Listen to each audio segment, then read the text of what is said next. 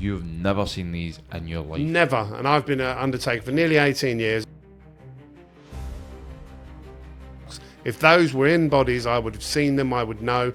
I've got a BIE registered embalmer who's done 25 years, right? He's never seen them, ever. He's British Institute of Embalmers registered. In fact, they targeted me in November, December of 2021. So you don't know me. He said, I'm calling you, I'm from British Intelligence. He said, I just want to have a chat. He said, you're right. He said, you're right about the young men they're shipping over. And he said, they're going to target you because you are a person of interest. They rolled out the jabs here in January the 6th of 2021. I already knew what was going to happen. When you say you knew... I knew the death rate was going to go through the roof. How did you know that they were... Because I knew they were lying about COVID. I knew they were lying, and it was only about the needle. These are coming straight out of the carotid artery, which is like about the same as a pencil, which would correspond perfectly. These are coming out of those arteries, and they're the ones that they can't get in to have a look at. This is like alien.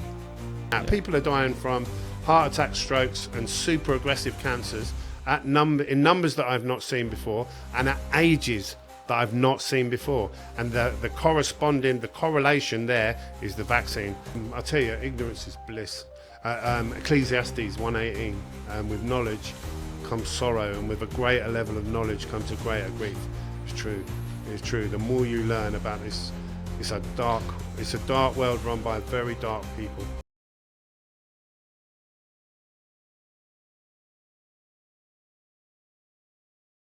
Hello and welcome to the Bring the Noise podcast. This episode today is probably one of the most important ones I've probably done. This man here, I've been trying to get in contact with you for a while. We've been speaking back and forward, but you've just been busy and I've been busy. Yeah. And now I'm down in London, and I thought I would come down and say hello, and you've given me the opportunity to come in and have a chat with you. But today's guest is John O'Looney, funeral director, I take it. Yeah. Do you want to just introduce yourself, John? So, my name is John O'Looney, unfortunately. I've been a funeral director for 18 years. 10 years of that, or nearly 10 years, was spent working for the Co-op Funeral Care. And the first 5 years I felt was good. The second 5 years was after the bank collapsed. So the first 10 years I spent working for the Co-op, and it was good. The first 5 years was good. Then the Co-op bank collapsed, and it was all about money. They brought the money in, and I wasn't happy working like that. So I left 8 years ago, set up on my own, and I've been running my own funeral home ever since. So for a total of about 18 years. How did you fall into this kind of industry? Well, it was interesting because, and I often wonder why I kind of sussed out what was going on very early. I'm originally an engineer, so my job was I worked for a plastics company. And I was a maintenance engineer, and basically I had to make sure everything under the roof of that factory was running, and that involved a real broad spectrum of stuff: water treatment plants, welding, fabricating, hydraulics, pneumatics, PLCs, electrics.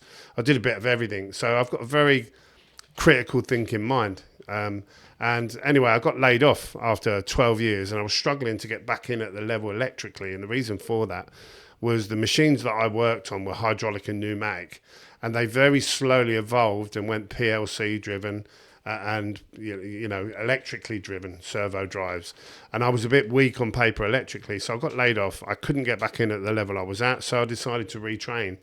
And I thought about what could I do where it would be something worthwhile, because if I had a good day working in a bottle factory, we made 1 million bottles. Woot, where here you get people come in and they're at their lowest ebb. So I wanted something that was worthwhile and I felt satisfaction doing. And I think also something where I would never be out of work again. And obviously that ticks boxes because everyone passes, we all have our season.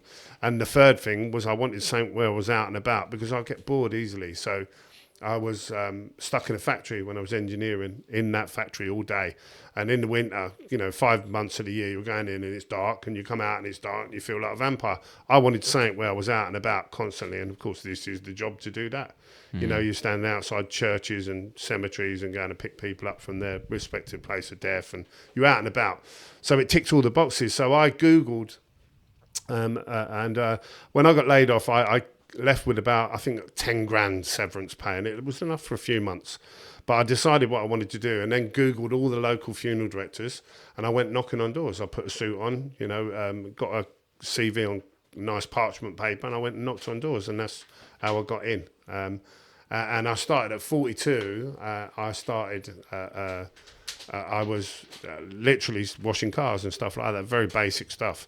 And then, as time went on, I worked my way up. When I'd set, it's funny because when I'd set this place up, I'd only ever at the Co-op done back of house and day of the funeral. So I was looking after the deceased, and I was doing the funerals, and I was directing occasionally, but I'd never done any arranging, none of the paperwork side. So I've kind of taught myself that. And I remember when I first set this place up, about 6-8 weeks before I was due to open, I went to the local crematorium and said to him, what paperwork do I need? And then I had to think about how I was going to get people to do that. And it's good because I've actually evolved and done a template doing it the way I want to do it. And it's not focused on selling people stuff they don't need. Yeah. It's just about looking after them and their loved ones. And, I guess my reputation kind of tells me that I'm doing it in the right way, which is why I'm very busy. Yeah. And it's a weird industry to get, you went from engineer and then you came to this. Well, my dad was a butcher, so I was brought up around blood and guts side of things. That doesn't faze me. It never has done. The inside of a pig or a sheep is very much the same as a human, and I was brought up around that environment, so I'm not fazed by blood and guts. It doesn't frighten me. So I suppose in that was good schooling for. I also worked for the coroner for 7 years whilst I was at the Co-op, and that's quite an interesting story. So the way that worked is I'd been at the Co-op about 3 years, and I went in one day and my manager said, "I've got some wonderful news." And I was like, "Okay, what's that then?" And he said, "Oh, we've got a new contract." And he said, "It's the coroner's contract." And one of the old boys, the funeral directors, he kind of went, "Oh no." So he obviously knew he'd done it before, but with that he gave me an extra mobile phone. And I said, "Well, what do I do?" And he said, "Well, if this phone rings, wherever they tell you to go, go. And you pick up someone from their place of death for the coroner. And then you convey that body from their place of death to the coroner's office, which is usually in one of the local hospitals, either Kettering or Northampton." I was covering Northamptonshire. So it's like 70 miles long, Colby, Daventry, Northampton, all areas of the Shire. And that was good training for blood and guts side of things, because you see people in some terrible states, road traffic accidents and shootings and, all manner of things. So there's not much that I haven't done. And I've seen the inside and outs of more people than any doctor in general practice. I might not know the name for every ligament and fibre, the Latin name, but I could tell you by looking at someone whether that looks as it should or it is very, it doesn't. Yeah. So obviously, you've been doing it, you enjoy it. Obviously. Yeah. I people often say to me, it's funny because that's one of the things, but I can never do your job. Don't get me wrong. I'm a guy that cares very much about other people, enough to put my ass on the line. So you can't teach people to care. You can teach someone to walk in front of an hearse. You can teach someone to dress a deceased and put them in a coffin, but they either care or they don't. I know when I worked at the Co-op, sometimes we get families come in at 10 to 5 and they want to see their dad. And I've been out on funerals all day, and it would mean staying late and dressing their dad, putting them in a coffin and laying them out so they could see him. I would be happy to stay because I'd care about that family enough to not want to deny them that chance until Monday when nature would have taken its course. So it's about caring. And if you care about what you do, you can teach people to do anything, but you can't teach people to care, can you? You either do care or you don't. Yeah. And that's the same in any field. How many GPs can you honestly say care? Very few. They're more bothered about their money. The one and only one. Well, there's a few that I speak to. Yeah, there is a few, but it is a broad spectrum, isn't it? No, they're kind of tired, aren't they? They just can't be bothered. Well, I think you've got a mixed bag in the political spectrum and also in the medical field. So everyone knows what's going on. I've had doctors in here where we've been outside filling in cremation paperwork, and I can't resist pulling them. And I say, "So, doctor," I said, "have you seen more deaths in vaccine?" And they look at you, and the first, you could tell a lot. I worked in security for 7 years, right? I'm a people person. You can tell body language. And when you say to them, "Have you seen vaccine recipients dying, doctor?" And they go, because they're horrified that you know. Yeah. And then they look down at the floor and they nod their head and shuffle their feet. And yes, everybody knows. And by everybody, they mean all the doctors know. They all know. They all know. It's the worst kept secret. Do you know? There'll be a small contingent of people that perhaps are still blissfully unaware. And they'll probably be the ones that if you look round now, the people in masks are blissfully unaware. They believe it, you know. But in the funeral industry, I've had around 70 of them now reach out to me. One of them's got 7 funeral homes down in London. I've had them tap me on the shoulder and thank me for speaking out, you know. And I said, well, that's great. What about you speaking out? And they look at the floor and they shuffle their feet. And for some reason, people seem to have lost their moral compass and backbone. And I get it, because we're all slave to the moneylender. And as I alluded to you earlier, I can't believe I'm still trading, but here I am, you know, and I'm still telling the truth. You know, can they close me down for telling the truth? Why should they close me down for telling the truth? That's all I'm doing, you know. So I'm going to keep telling the truth until they do. Yeah. So obviously, we're going to get into that. We're going to get into the vaccine stuff, and we're going to get into how this all came about. Because there's a lot of people that online and they say this guy's nuts and whatever, and I want to kind of really strip this back and say, right, okay, what do you say to these people that are going to? But we'll get into that. So obviously, you've been working in this industry for how long? You said 40? Nearly 18 years now. 18 years. Good reputation in the industry? I think my reputation precedes me. You can have a look online. Those that want to slag me off can slag me off. But as a businessman and a funeral home, we're very successful. Yeah. So the process of when someone passes, what is the actual process from start? Obviously, go to hospital, they pass, the next step, and then next step. It all depends where you pass away. Now, the ratio for passing away is this. And I'm talking roughly. So 8 people out of 10 will die in a hospital environment. We're very good at doing that, aren't we? We take people to hospital and they die. That operates on a Monday to Friday basis. It varies from mortuary to mortuary, but it's usually between 8:30 and 4 o'clock. You can collect someone. And the way that works is people would call us. They would say, I've lost my mum. I would make an appointment for them to come in, and we would sit and we would arrange things. Part of the arrangement includes what's called a release form, where they would sign to give consent for me to go and collect their loved one. That's 80% of the work is that. 10% of the work would be care homes, where people obviously go for their last years of their life. Unfortunately, I feel they're neglected and they're mistreated often, and that they've been bumping them off with things like midazolam and morphine. And I've spoke to many care home staff who have confirmed that with me. The district nurse comes, she vaccinates them, and they know people are going to die, and they do die. So that's 10% of the work. And then the other 10% would be what we call home removals, where somebody, a cancer patient, for example, has gone home to die, a residential address surrounded by family. And again, quite often the district nurse will come out and they'll bump them full of something. The process is when they pass over, then what happens? It goes to hospital and then they have to investigate? It's a mixture of the two. So when somebody passes away at home and it's an expected death, there's no need for the coroner because it's an expected death. Yeah. The doctor or district nurse would say, yes, they've passed. They would then tell you could call a funeral director, and then whatever the time be, usually early hours in the morning, a funeral director would go out and recover that deceased and convey them back to the funeral home. Early hours in the morning is usually the most time, and you have to bear in mind these people are sick and they're dying. They're probably full of opiates or midazolam, and they're very, very tired at 3 o'clock and 4 o'clock in the morning, you know, struggling to breathe. That's when that's why they usually pass around that time.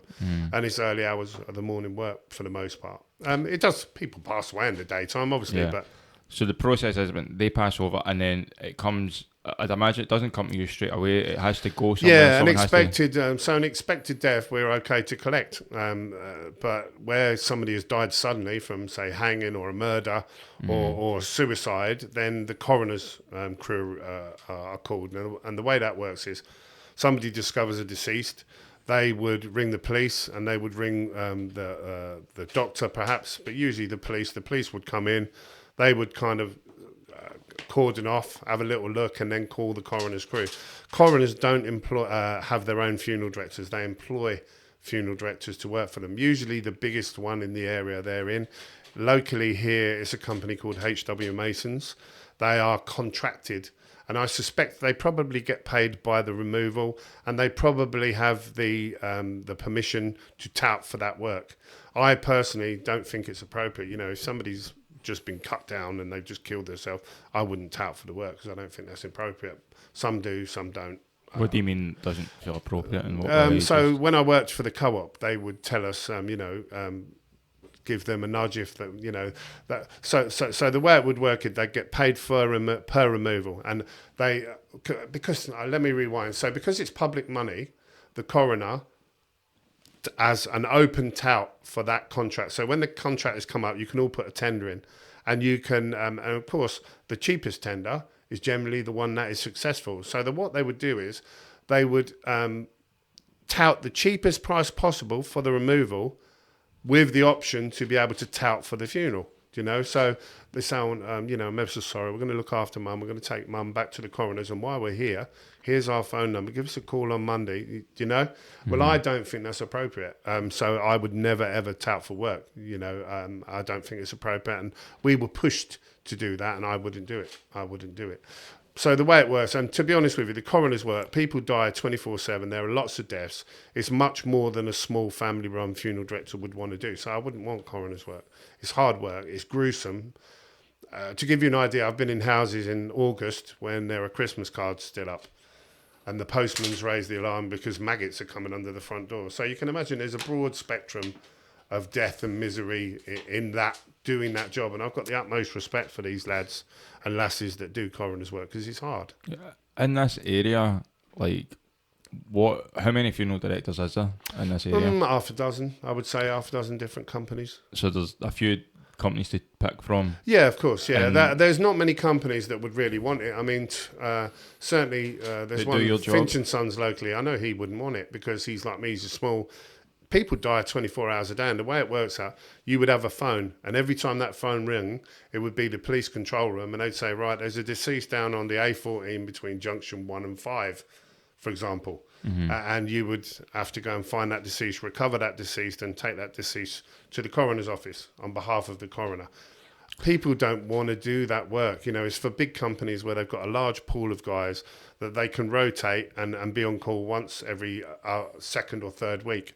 I wouldn't want to do that 24/7, Yeah. And if you think about it, if there's an RTA, road traffic accident, they want that road cleared. You have an hour or 90 minutes to get there and clear it. You couldn't do that 24 hours a day and run a funeral home as a small business. So It's only the bigger players that want that kind of work, really. And then, of course, they tout for the work. They tout for the funeral. So they do an investigation into the body. So basically the coroner then looks at the deceased to try and ascertain the cause of death. He will look at the circumstances and decide that's a natural death. And that does happen, and there's no further action necessary, or he would decide to do a post-mortem, sometimes at the request of the family, sometimes because they see it as a need for it to be done. And the way that works is they cut people down the middle, they cut the sternum out, open the body cavity, take all of the organs out, and in doing so they have to cut through arteries and vessels that supply those organs. They look at the organs, see if have you got a diseased liver, have you had a heart attack, to try and ascertain the cause of your death. And when they're done, they put the organs all back in an orange bag. Usually that bag goes back in the cavity and it's sewn up, and then they release to a funeral director to go and collect them. And then it comes to you. Yeah, and then it would come to me. And then you'd... there are two types of deceased that come to me. One is a straight case that hasn't had a post-mortem. The other is someone that's had a post-mortem in the process I've just described. So one that's an unexpected death, and the one that's... Post-mortem, yeah. The one that's just a death that's expected, they would come to you? Yeah, they wouldn't routinely cut you open if they knew that you had terminal cancer. There'd be no need, because they know why you've died. They know the cause of death. So... But with a sudden death, with a heart attack, for example, or perhaps where people felt there was malfeasance in the hospital, for example, a mistake was made. So see, in the past, when they'd done these investigations, so let's say they'd done an investigation and they came to you and went, there's something different about this one. Did these things kind of happen, obviously, before? Was there anything that was kind of like, this is a bit different and I need to kind of flag it? No, the only way I get involved in a post-mortem case is if we're asked to embalm someone. So the embalming process is the process where they put formaldehyde into the body to preserve that body so that nature doesn't take its course so quickly and there's a more pleasant experience to view, right? So the formaldehyde is put into the body using the circulatory system, the arteries and veins. Now, obviously, where someone's had a post-mortem and they've had all their organs taken out and cut and severed, you can't use that circulatory system in the same way because it's all been chopped and cut. So we would open the cavity, we would take the bag of organs out, and we would manually target each of the cut arteries inside the body. And you can see them, they're like cut straws. Okay. So the ephemeral arteries that run down the leg, for example, the femoral arteries, they're like cut straws, and you can see them, and you manually target them with a nozzle, put the nozzle in, tie it off, and pump fluid down that leg. So you would embalm one leg at a time on a post-mortem case, whereas with a straight case, you would just make one incision in the carotid artery below the collar line, and that generally, well, did at one time do the whole body. Okay. You know, that's the difference between the two. And before all this, you never really had any issues with these kind of, it was pretty standard. No, yeah, it was a pretty standard thing, but we... no complications with bodies? So until kind of halfway through 2021 when we started struggling to embalm. And my embalmer came and saw me. He said, I think the pump needs servicing because he was struggling to embalm. And what they do is between 1 and 6 points. So there are main arteries. You've got the radial arteries through the arms, the ephemerals in the legs, and iliac artery, and different arteries all around the body. And for example, if you had an elderly person who had terrible circulation before they died, you might have to do more than one injection point. So you would go under the arms or in the groin area and pick up these arteries and put fluid round. With a young person, generally the circulation is really good, so you can just make one incision and do the whole body. But we found in 2020 that these people, we were struggling to embalm them, and I looked at the pump and there was nothing wrong with the pump. So this is before, so 2020 you said? 2021. So 2021? Yeah. Because, right, so we'll get into 2021, right, a bit. So obviously there's 2020. So you're telling me, right, was there like back in the day, right, before 2020, before 2021, was there like an average, you knew how busy you were going to be, like you knew there was like an average day a trust me, when you do the job, it's a little bit like any job, isn't it? If you've got a plumber and he's putting a new shower in, he would know how long that's likely to take. He would know what, of course, because I've been doing it for so long. So with this industry, it's predominantly seasonal, which means that in the winter you get winter flu and people get sick and die, especially if they're vulnerable. The body has a threshold, doesn't it, that it can tolerate. And if you get a terrible chest infection and you haven't got a great threshold because you've got COPD and you're elderly and, you know, these things overcome you. So I know who should be dying in what numbers and what ages, and there's a pattern there. It happens every year. I know when I'm going to be, and usually in the summer is when it quietens up, and that's great because as a funeral director you can go away, you know, on holiday, and that's what they generally do. But now we're seeing winter death rates even in the summer. So beforehand you would see an average. You knew how much to order. You would see average. You knew average age and stuff. To put it into perspective, when I worked for the co-op, the particular branch that I was at, it was a busy hub. And by busy is a relative term, isn't it? But they were doing about 800 funerals a year. And out of those 800, I could count the amount of people under 50 on one hand. And they stuck out. You remembered them because they were young. And it's just unusual to see someone young die. Yeah, it was usually super, super rare cancers that I'd hardly ever heard of. A road traffic accident, a drug overdose, a murder or a suicide. That's what kills people when they're young. Because it's just not regular thing to die. What about... So you're saying under 50. What about kids between 0 to 10?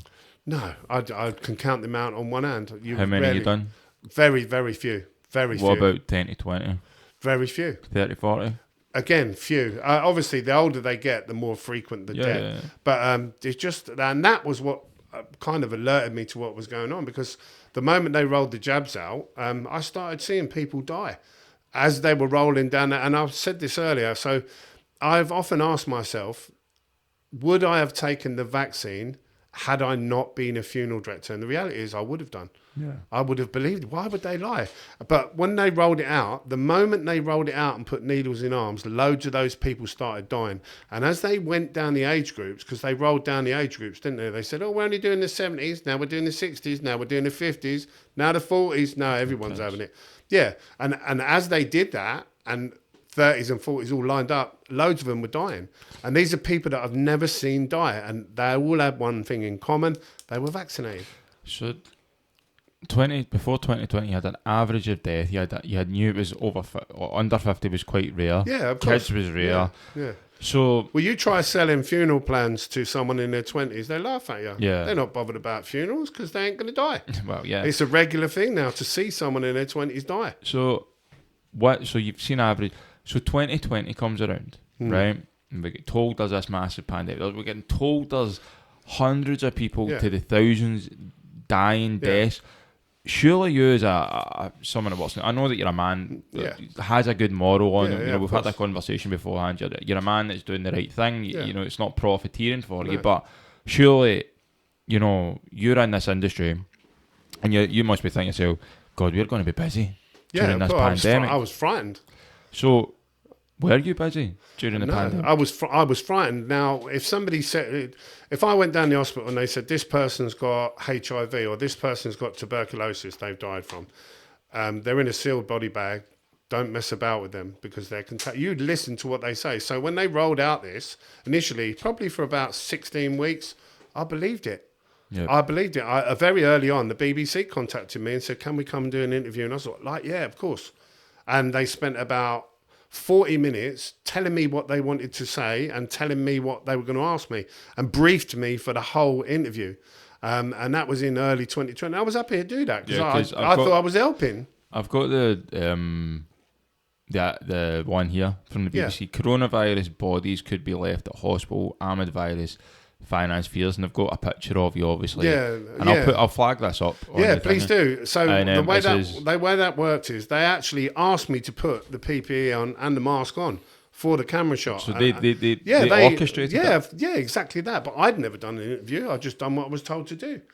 And it's only really on reflection that I bitterly regret doing that, because as the truth became apparent, it was exactly the polar opposite. So when they contacted you,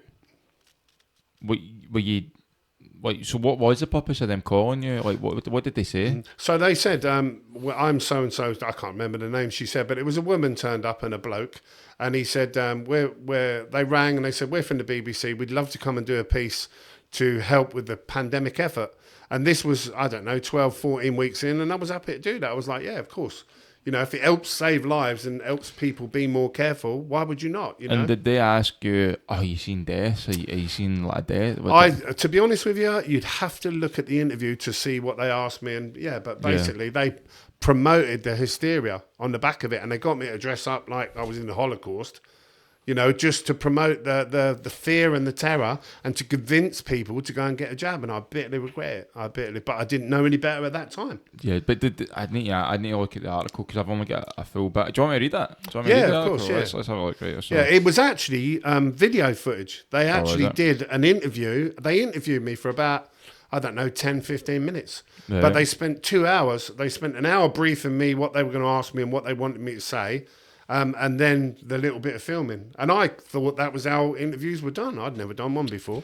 Yeah, it seems to be. I done one with Jason Gardner last night, and he says everything's just a bloody show. Yeah, of course it is. Yeah. And, they've yeah.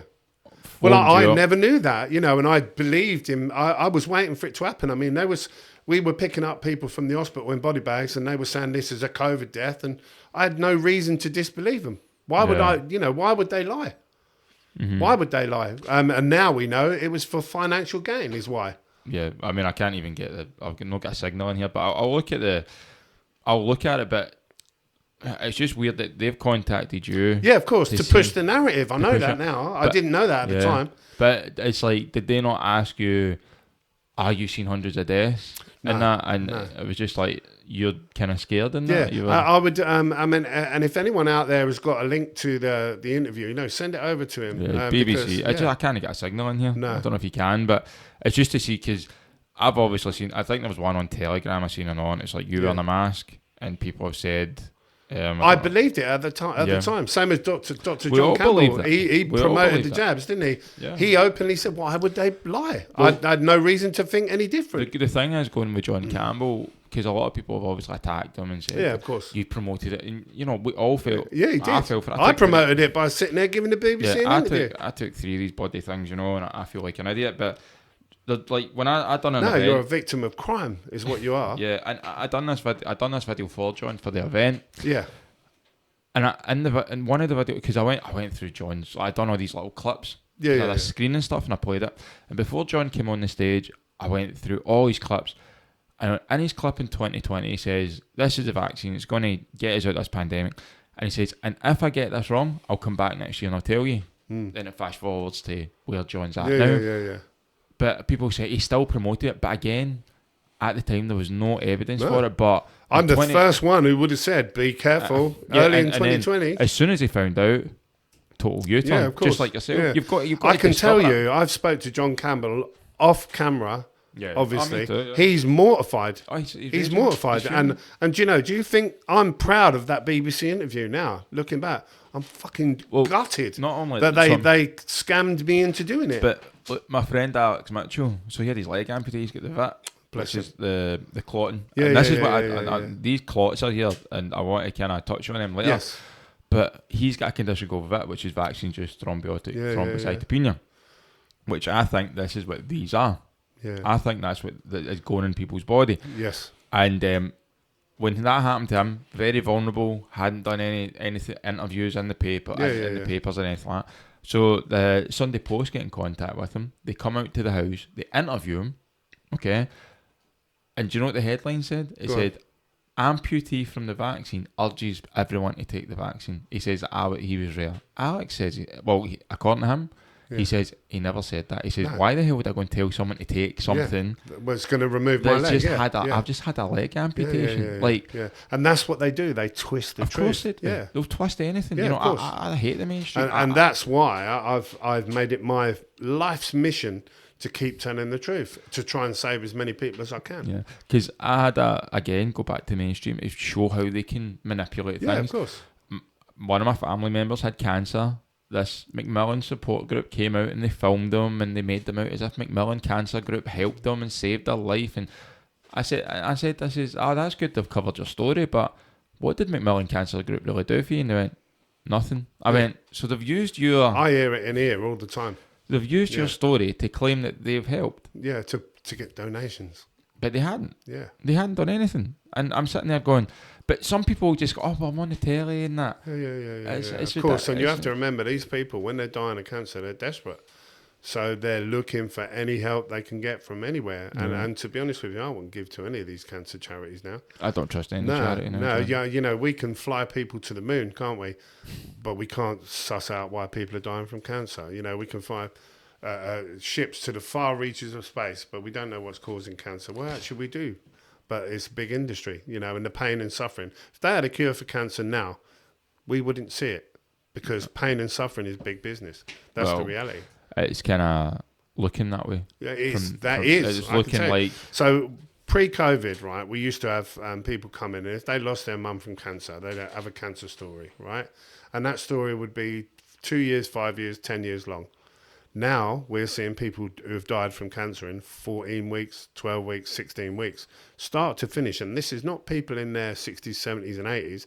This is youngsters in their 30s, 40s and 50s. And every one of them has been COVID jabbed. Every one of them. Yeah. And I suspect that many of them never had lung cancer. They had lungs full of this white crap that made it hard to breathe, that would come up on a scan and they could call cancer. That's what I think this is a biblical crime, personally. Well, I'm going to get into these because it's actually frightening. It's like alien, these things, and I'll put them up at the camera, but these things are like alien, man. They're not even like normal looking. So we've went through the pandemic, 2020. You're telling me that, you know, you've worked in this industry. Was it a slight increase in deaths? Was it a small It's increase? a really good question. So overall, 2020 was quieter than 2019. There was a brief blip in March of April, and it was exclusively in care homes. And I remember listening to Matt Hancock on the mainstream TV, and I was starting to see through it then, and him saying, "Oh, we're gonna see deaths in care homes," and he transferred all of these elderly patients into care homes, didn't he? And they basically went in there and they euthanized them all with midazolam. That was what they did, and they labelled every one of them a COVID death. So, as I touched on before, if I had 10 people die, 8 of them are in hospital, 1 is in a care home, 1 is in a residential address. But I had a 3-week blip that they called the first wave, and it was every night for about 2.5, 3 weeks, we were called to care homes exclusively, no residential address. And I remember at the time thinking, well, how can that be possible? If a virus is out there that's killing us, surely it would be everywhere. You know, the people that work in the care homes, they go home to their houses, they go shopping, they're out and about, you know. How is it possible it's exclusively in care homes where they're dying? And it was because they were euthanising them. So did the care home deaths rise in 2020? Yeah, it was massively. But for a brief period, they called the first wave. Yeah. And it was in March and April of 2020. It was about 2.5 weeks. That was it. And then it was like somebody turned it off and it stopped all of a sudden. Oh, really? Yeah, because I think they realised that they couldn't do it for too much longer without getting caught. That's the reality. And I've spoke to girls that work in the care home. They've told me what happened. In midazolam, does it come in tablet form or does it come in it's a vial injection? It's injected. I don't know. They may well do tablet form as well, but this was vials because we saw a couple at the point, a couple of places we went to. One was left on the side and one was discarded in a bin. Yeah. And that was where they come in and they dosed them up and killed them. And like I say, I've spoke to loads of girls that have actually worked in the care homes and have told me what they've done. They told me the district nurse came, she would kill them by needle. But they didn't know. No, they didn't know at the time. No, but when the district nurse turns up, you expect them to be there as a force for good. You know, no. Yeah, because I done one with the ex-ambulance driver, Matt. Yeah. And he said that. He says these people, they didn't know. No. But they were because they're not the prescriber, they're just the injector. Yeah, they do. They follow protocols The rule. They're told to do. To do. You know, we have people in hospitals, and therein lies the problem. I've got nearly 100 nurses' details on my phone because I put out an appeal and I said, nurses, if you see who's dying in the hospital and you agree with me, reach out to me. They're on the phone. I'm not going to give you their number, but I'll show you the list off camera. They know what's happening, so they're given protocols to do. They do the protocols, like remdesivir, for example. They were told that was the only treatment they would give COVID patients. And many of these were asymptomatic, so there was fuck all wrong with them. They never had nothing wrong, but they gave a positive PCR test. Now, the PCR test works on cycles, and you shouldn't do any more than 27 cycles. They were running 45 cycles to get a positive result, to put people on ventilation, to give people remdesivir, to get the money that death generates. What do you mean, like 27 cycles? So tests? Yeah. So basically, when they do a PCR test, they put it in a machine up the nose, back of skull. Yeah, that tests it, and it runs each time it tests it. It does a cycle, and anything more than 27 cycles is an inaccurate because you could get COVID in a sweaty tennis shoe. Mm-hmm. But they were doing 45 cycles. And that's been proven. Kerry Mullis openly talked about it not long before he mysteriously died. Yeah, I heard this last night. I thought he just went missing, but no. So did Dr. David Kelly. You know, Yeah, anyone that speaks the truth. Anyone that speaks the truth. Yeah.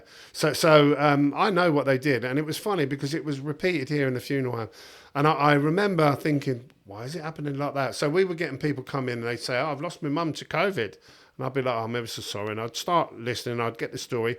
Mum didn't go into hospital with COVID. She went in with a water infection or a chest infection.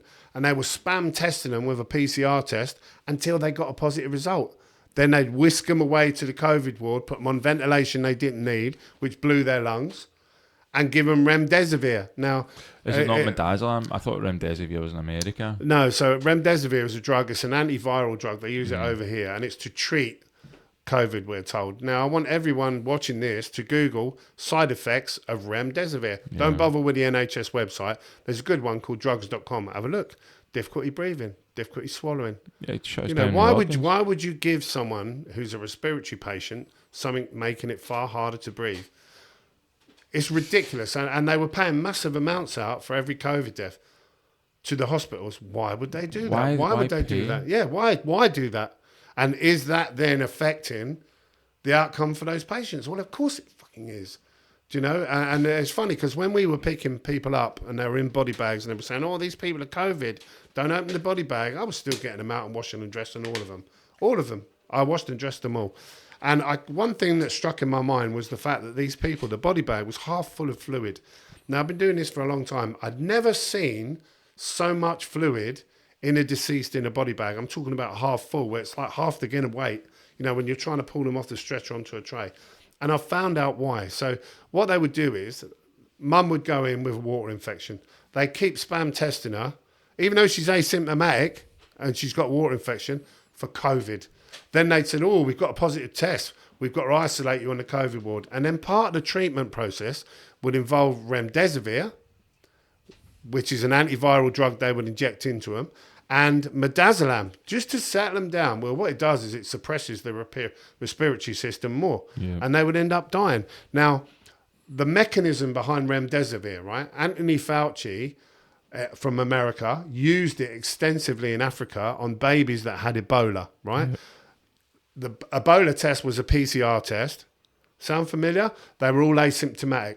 Sound familiar? So they are not actually displaying any illness, but they test them. Then they treat them for Ebola with remdesivir. 53% of the babies died from organ failure because of the remdesivir. Now, the way it works is it kills the kidneys and the liver, remdesivir. That's what it does. Same as Paxlovid, it damages the kidney and the liver, right? So the body can't process fluid. Right. So they fill up with fluid and they drown. And there's your respiratory illness. And that's why when we were picking these people up, the body bags were literally full of fluid. They were all bloated to the point where they were crying yellow tears from every orifice, even their ears. And they drowned. When we were embalming them, we were pulling 10 litres of edema off each lung. That's why they died, because of the remdesivir.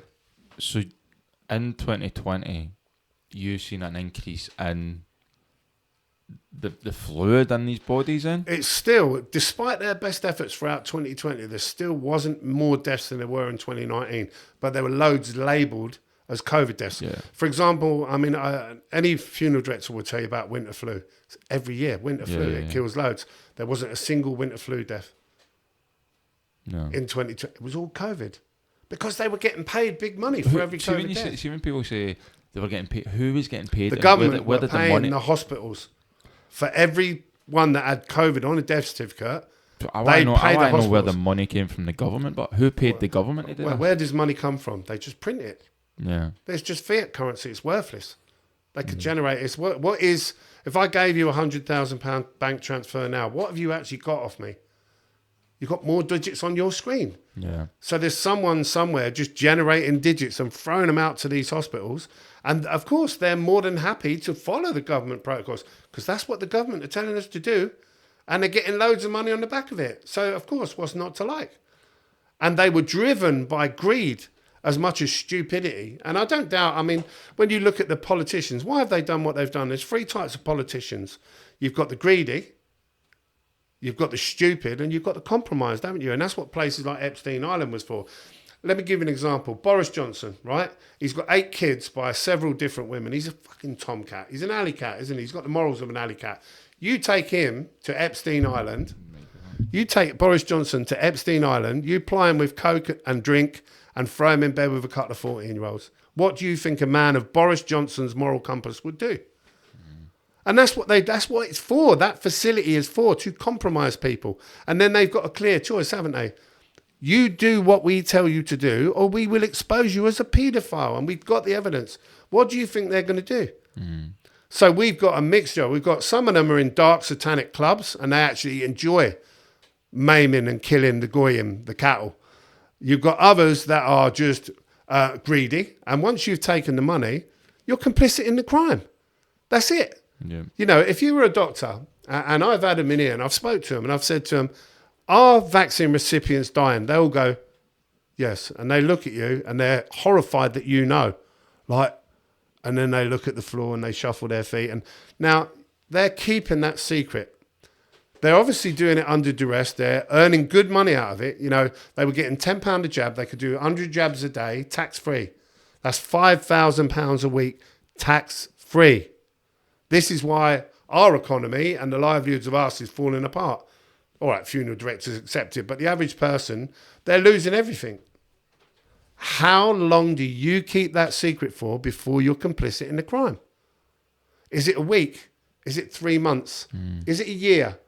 Because we're fucking 4 years down the line now, and they're still keeping that secret, most of them, aren't they? There are many that are speaking out, But the point I make is these people are complicit in the crime. And I don't doubt they're being reminded of that. And they're going to have the conviction of a Japanese soldier now, aren't they, on a Pacific island in 1955, still fighting for the emperor, because they know they are finished when the truth comes out. Yeah. That's the reality. I've had them in here. I've looked them in the eye, same as I'm looking you, and they've openly admitted it. The doctors. Yes. We'll get into the Jag, but because I want to cover all angles regarding 2020. Because you ask away, I'll tell you. I want, because I ask everybody, 2020 was an increase in deaths. And what you're saying... Due to malfeasance is what the increase of death were. Was it notably busier? I think there were more deaths in 2019, personally. So, with regarding the whole COVID, so you're telling me there was no increase. You're saying they came in more with fluid in the body? They just relabelled everyone as a COVID death, and they did that for money. And to back you up regarding what you're saying with the midazolam and stuff, it's been spoken about in the Scottish COVID inquiry. Yeah, which people, look at the ONS data, it tells a story. Well, they've changed the goalposts. Yeah, of course they have had to recalculate, reformulate it, haven't they, to try and hide it. Yeah. But in 2020, there was no more deaths than normal. Even despite their... No busier than normal, no. And what about the other funeral directors? They've all said the same thing. I've had 70. Yeah, of course. So we set up a WhatsApp group locally, and all of those funeral directors, for example, there was no children died at all. Why are they giving COVID vaccines to children? No children have ever died from COVID. None that I'm aware of. Were you saying to them, oh, I'm getting... Oh, trust me, if I had a child in that had died from COVID... It would be, I put it this way, the last time I saw a COVID-labelled death was over 2 years ago. Mm. There is no COVID deaths. Nobody's dying from COVID, especially not children. Mm. No. Are they dying after being vaccinated? Yes. So, I've had kids in that have died after being vaccinated. So in regards to, so with the other funeral director, you're speaking to them in 2020, they're not seeing it anymore. Are you saying to them, I'm getting lots of these bodies with fluid in it? I've spoken to them, and privately, they'll all agree with me. With the fluid? Yeah, will they do it on camera? Of course they won't, because they're more bothered about their direct debits. They're frightened of the consequences. They're all waiting for me to die. Because you're inconvenienced? Yeah, of course, yeah, because I suspect what happens if you tell the truth? You die suddenly, don't you? You have a heart attack. And gone are the days where these people come and see you with a silenced water PK. It's done with toxins now, isn't it? In fact, they targeted me in November, December of 2021. So the way that worked is I've had many people reach out to me, John. One of the guys that reached out to me was a guy called John. No, he wasn't. What was his name? He didn't tell me his name. He was British intelligence, and he was a comms officer. And he was an older guy. He withdrew his number, and he said, hi, you don't know me. He said, I'm calling you. I'm from British intelligence. He said, I just wanted to have a chat. He said, you're right. He said, you're right about the young men they're shipping over. And he said, they're going to target you because you are a person of interest. And this was about October of 2021, just after I'd seen Graham Brady at the meeting in Westminster. And I started shouting about it. So I kind of come off the phone. I was like, fuck, what do you do? I check my door handle and empty my kettle every morning. And, because you don't want to be targeted. But at the same time, I can't not tell the truth when children and kids are dying. So anyway, I fell ill. Ambulance came out, took me to a hospital. I was breathless. I knew it wasn't COVID. This was in 2021? Yeah, 2021, end of 2021. So anyway, I went into triage. I got seen straight away because there was no one in there. The hospitals were empty. And this is why they're reporting that they're full to the capacity. And they weren't. There was no one in there. I got seen straight away. So it was a white European nurse that saw me. She asked me to do a PCR test. I said, no, thank you, because I know they were damaging. By then, I was starting to grasp what was going on. And they said, well, will you do a lateral flow test? And I said, yeah, I'm not having it on my nose, though. So I spat on it. She tested it 3 times. She said, you haven't got COVID. I said, I know I haven't. I said, I think I've been poisoned or burnt. And she said, well, we're going to put you on a COVID ward anyway. And then I knew what they were doing. I knew they were trying to bump me off because I knew what would happen next. So this was early hours of the morning. The following morning, I had a consultant came round. He sat on the end of the bed. I'm here to save your life from COVID. And I said to him, okay. I said, have you looked at my notes? I said, because I ain't got COVID. I was like, I've had 3 of your tests. These are the tests you're putting the elderly on palliative care on the back of. Liverpool pathway. Yeah. And he lost it straight away because he knew that I knew what I was talking about. And he went, well, we just want to be sure. And I said, well, how are you going to be sure about saving me from COVID I ain't got? Oh, we want to start you on remdesivir. Yeah, of course. And of course, I said to him, well, I'll tell you, you tell me. Hold on. He wanted to put you on Remdesivir, despite I never had COVID. But you were able-bodied and talking. Yeah. You shouldn't be going on. Exactly. It's end-of-life care. So if it's to put you in a comfortable position to pass over. Well, remdesivir is an antiviral they touted as treating COVID. So I said to him, okay, I said, you tell me the clinical benefits to me as a respiratory patient, because I agreed I was finding it hard to breathe, but I'd had COVID tests. I didn't have COVID. I said, you tell me the benefit to me as a respiratory patient from remdesivir while I look up the side effects. And I took my tablet in with me. And so I put side effects of remdesivir. And I'll tell you what, I'll bring it up now because it's really quite funny. So we've got, where is it now? Side effects. Wheezing. Read the list. Okay. Read the list. These are common side effects of remdesivir. Okay. Remdesivir side effects: get emergency medical signs of an allergic reaction, difficult breathing, swelling of your face, lips, tongue or throat.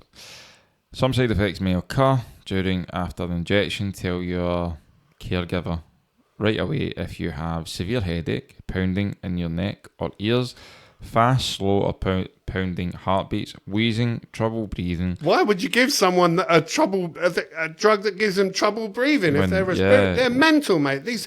And what they wanted, and I said to him, why would you give me that? And he just got up and walked away. Swelling in your face, nausea, of course. fever. All your throat swells up and you can't breathe. Itching, sweating, lightheaded feeling, you might pass out. Common side effect: nausea, abnormal liver function. So, which is why they're full of fluid, because the organs fail. Yeah. And I said this to him anyway. He wouldn't even engage with me. I said to him, why would you give me that? And he just got up and he walked away. So anyway, about 4 hours later, I had a skinny girl sit on the end of the bed. She was really nervous. She came over like that, shaking. She couldn't look at me in the face. She was all the floor and the ceiling, And she said to me, I'm here to save your life from COVID. The exact same line, almost like it comes from a book of, like a book of coercement, Let's frighten them into taking the medicine. So I said to her, I went through the same thing. I said, I've had 3 of your tests. I ain't got COVID.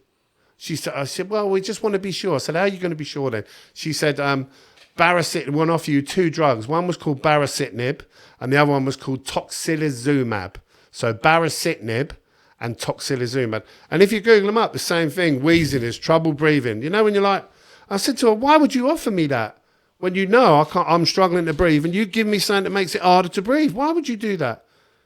I'm only doing what I'm told. Just tossers, mate. Man. They've sold their soul for money. They're killing people for money. And she just whimpered. And then I knew what the score was because I'd had the heads up off the British intelligence guy. And I knew what they wanted was a death of a prominent anti-vaxxer from COVID. That's what of course, that's what they were after. So what do you think put you into the hospital if you're I don't know. It could only have been one of 2 things. It's either a toxin, because I'm quite a tactile guy. Yeah, you come in here, I'll make you a cup of tea. I'll give people a hug. They know if I came in every morning, they know the door handle I touch, the light switch. I'm an easy target. I'm soft target. Or some people have said some sort of energy weapon they can burn you with. So they burn you, and of course you struggle to breathe because you've had it nailed at you. Now my missus was a little bit unwell, but she had 3 tests as well. She never had COVID either. Mm. So either the tests are totally inaccurate and they don't work, or they've targeted me and she's caught a bit of it as well, which would I'm leaning towards maybe some sort of beam, and I'm told that they can do that. I don't fucking know. I mean, I wouldn't put anything past them. No, I mean, these are things that you do hear. Of course. You do hear these things, Well, a British intelligence guy said that I would be targeted, and then when I was in there, and once you question them, once you go in there and you know what you're talking about, their bottle goes straight away because they've got no argument. They know what they're doing is wrong. They know, but they do it for money. And they do it for the fear of being caught. Now, they're fucked because they're in up to there now. How many people have they killed with remdesivir? And they know the outcome. If I was running a COVID ward, right, and I'm putting remdesivir into patients and I'm whacking them on ventilation and I see the outcomes consistently, How long do you keep doing it for when you know if you keep killing someone, if you keep giving someone something that's killing them and you keep doing it, that's murder, mate. Well, that's what I said. I can't remember what podcast it was on, but I said that to someone. I said, at what point do you turn around and say, right, hold on a minute here. You know, if you're eating food and you're constantly being sick, you're not going to go back and consistently keep going. No. So if you're giving someone the same protocol and it's constantly going to be... See all the names? What's that? Yeah, the nurses, right, okay. Oh, I'm still going. So what's that? Just nurses, you know? That's all the nurses that have been in touch to tell me. You're right. I'm right. Yeah, and most of these girls have left nursing because they've got a moral compass and they can't do it. So if they've left, who does that leave in the hospitals? The psychopaths. Yeah, so if you, that's what I'm saying, if you're given the same protocol and this one's dying, surely you can go, right, we need to change this protocol. This needs to change this protocol. It's decided by government, though. They've got no say. They don't make any clinical decisions now. They do what they're told to do based on the science. What a shame. Yeah. So the same science that poisoned you. Well, that's it, John. That's it. And technically, I said this to Matt Letizia. I said it to Jason Gardner last night. I said, I love Matt Letizia. He's a top man. Aye, Matt's good. Matt's a good guy. Like I say, good pal. But he's always been, he's very humble man. Doesn't really talk. It's not about him. No, it's about the cause. It's about the cause. It's the about right the truth. Doing the right thing. It's about being on the right side of history. history. Only the truth will set us all free. 100%. And obviously, so we've covered 2020, right? Yeah. What you've seen is you basically told me no increase in deaths. No, you've not seen and I was washing and dressing them all the way through 2020. You've seen an increase in organ failure. You've seen an increase in fluid in the bodies. Yeah. That's what you've seen, which is basically because they were treating them with the drugs that were making that happen. Morphine, and ventilators. Yeah. So we've seen an increase in that. 2021 comes about. Yes. Okay? The talks of these vaccines were coming about. Now, what was your original opinion on it? Were you totally like... I knew by then. I knew. You knew straight away. So June, July, I started to see through the lie. So what happened July in 2020? Yeah. Okay. So in about March 2020, I took a phone call from a guy called John. Now, John worked for a company called Pandemic Resilience, right? He said to me, my name's John, I work for this company. He said it's a government-sponsored company. So one of the ministers owned the company, right? And he said, my job is to call all of the funeral directors on my patch. It's a nationwide thing, and it's part of the pandemic effort. So I was like, cool, what do you need to know? And he said, I need to know how many you've got in, what your capacity is, where you've picked them up from, and how many are COVID. And I was happy to tell him. Why would you not want to tell someone that who's government-sponsored? And this was before I really clicked what was going on. But I was starting to realise we weren't being told the truth. And straight away, he started steering me. And by that, I mean, I'll give you an example. I picked up a guy from a care home, right? And this is at a time when the doctors stopped attending to protect the NHS, we were told. So they were all sitting at home with an headset on, working down the phone, on a COVID bonus. So, of course, they're happy to do that. They ain't got to go to work. They just put the headset on and sit there and bollock naked, probably. But they can work over the phone is the point. So they were happy to do it. So I was trying to find out as much info to relay it to this guy. I knew he would call me every Monday, this pandemic guy, right? He said, I'm going to call you every Monday. So I knew the phone call was coming. So I would find out as much info as I could to relay it to him accurately so that he got accurate figures. And anyway, I'd ring on a Monday. I said, right, I picked this guy up from a care home. He'd been there 5 years. He had onset dementia. I found him in the fetal position, which is consistent with onset dementia. Towards the end, they go back to the fetal position as everything packs up, bless them. And I've spoke to the family at the point of arrangement, who've confirmed it wasn't COVID death. He had onset dementia. I spoke to the staff. They said, yeah, onset dementia. Straight away, he would say to me, no, I've got to put him down as COVID. And I was like, well, why, John? I've just told you. And he said, we've been instructed to.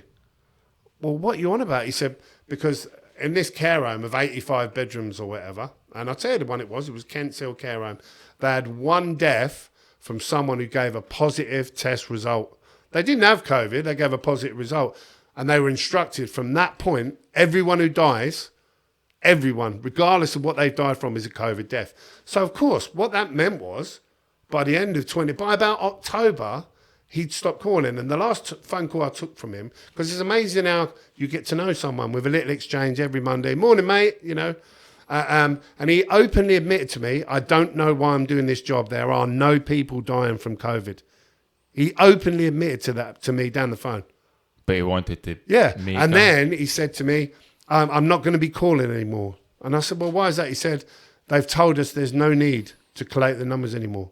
Because they'd already convinced people of the need for the injection. Yeah. It was never, and I think Rainer Formik summed it up perfectly. The vaccines were never about COVID. COVID was about the vaccines. Mm-hmm. That's the reality. And that, you know, I'm pretty sure we've been told, haven't we? The pandemic was very much alive and kicking. Create the problem. Yeah, in October of 2020, he said, there's no need to call me anymore. We don't need the numbers anymore. Well, was the pandemic over then? No, it weren't. But they got the numbers they needed for people to go, oh, save me, and roll a sleeve up. And so they rolled out the jabs here in January the 6th of 2021. I already knew what was going to happen.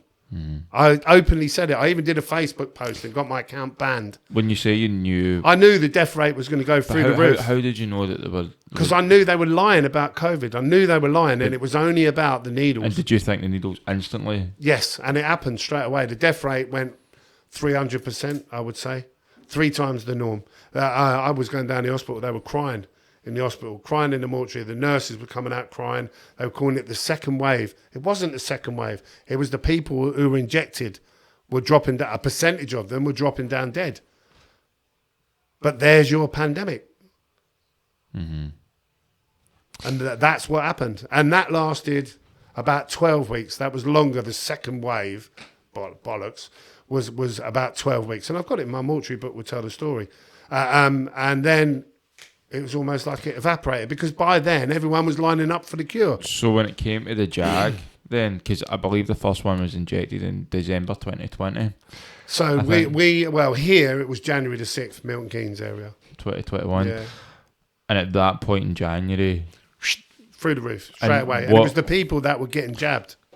At what point did you come across these? July 2021, I guess, about 6 months after. So you've seen an increase in deaths in January 2021. Yeah. What is your instant... So you instantly went...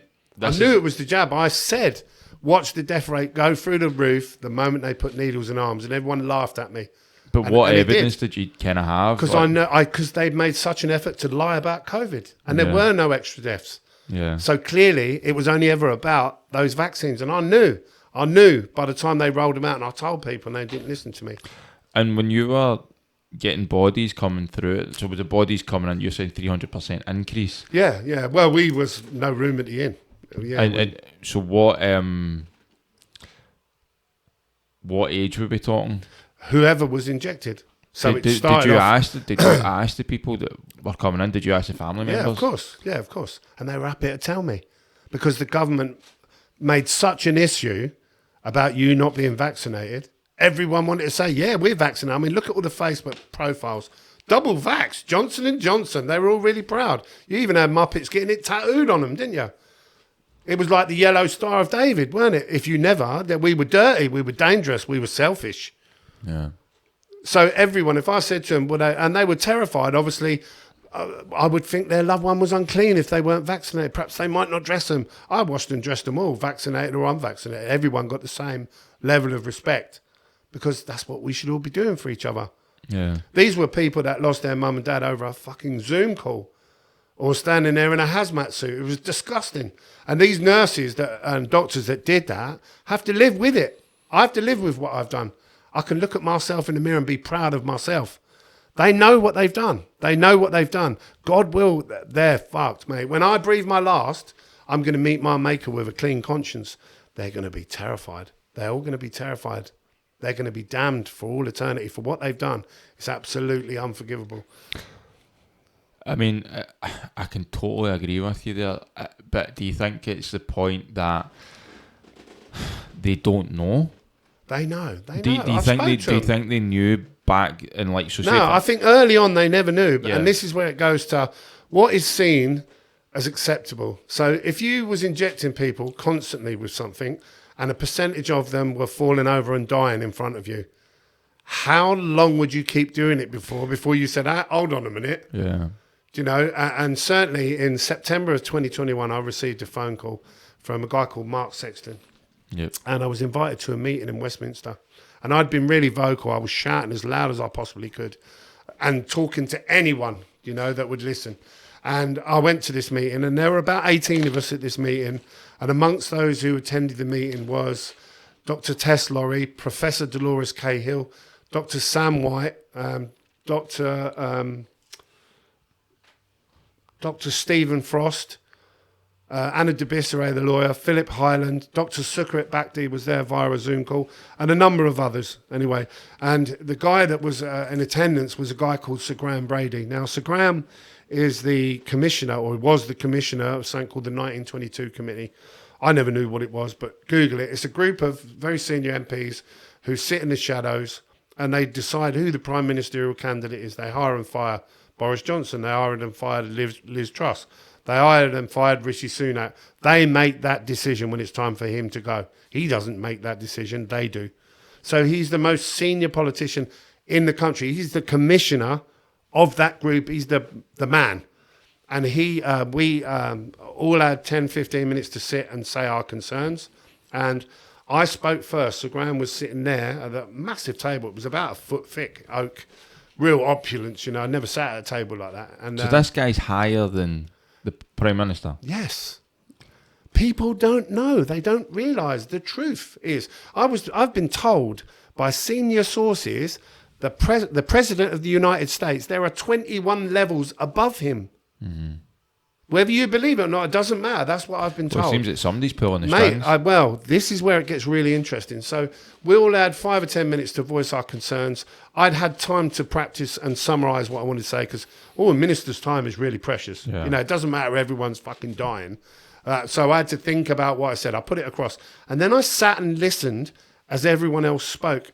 And I'll be honest with you, I sat there in fucking disbelief. I couldn't believe what was said. You know, they said people that have had an active agreement have got between 2 and 5 years. They're going to die. They're going to die from heart attacks, blood clots, strokes and cancers. Now, there's a massive variables in there that people, you know, don't lose hope. If you've been jabbed, don't lose hope. They recruited thousands of people to inject who weren't trained. So did they get a muscle grouping? Did they get it in a vein? How much was delivered? That wasn't stored. Is it saline? It was done on exactly because they put loads and loads of saline out as well early on. Yeah. And I kind of came up with the theory behind that. So the theory behind that is this. If you're trying to convince people to take poison injections and you put a kill shot out, everyone had a kill shot. How long would it be before people said, fuck that, they're lining up, they have that, they die? They put saline in a lot of them. And the idea of it is to recruit you as an advocate. So you go home full of saline. What adverse reaction have you suffered? None. I've said the exact same Exactly. thing. That's exactly what it is. It's like put out every, say, 20. Yeah, of course. It's Russian roulette. That was talked about at the meeting. They said it's Russian roulette. And anyway, it went round. He went into the mechanisms of how these people are going to die, how the cancers would be formed, and it reprograms the body. So they're not vaccines. They're gene editing therapies. They're genetically modify your body, and they turn off T cells in your body. So your immune system fights cancer all the while. Yeah. And the way it works is you get a cancerous cell, your T cells go, oh, it's a cancerous cell, bang, and they nail it. They turn those cells off. And this is why we're getting record numbers of people presenting with stage 4 cancer and dying before they can even get treatment. So to back you up with that, when I was so poorly, when I was basically didn't think I was going to be here. Oh, bless you. Blood test came back. Yeah. My white T cells. Yeah, of course. Lowest of the low, John. Yes. And one of my family members who's working as they've got the doctor title, they understand how to read these. They said, if you had cancer in your system, John, you were gone. Yeah. Because my white cells were so low. And I'm getting consistent story here where I'm seeing the difference in the cancers where people are coming to me and it's not a 2-year, 5-year, 10-year story. It's 16 weeks. And this isn't someone who's 60 or 70 years old. This is a 35-year-old mother of 2 babies.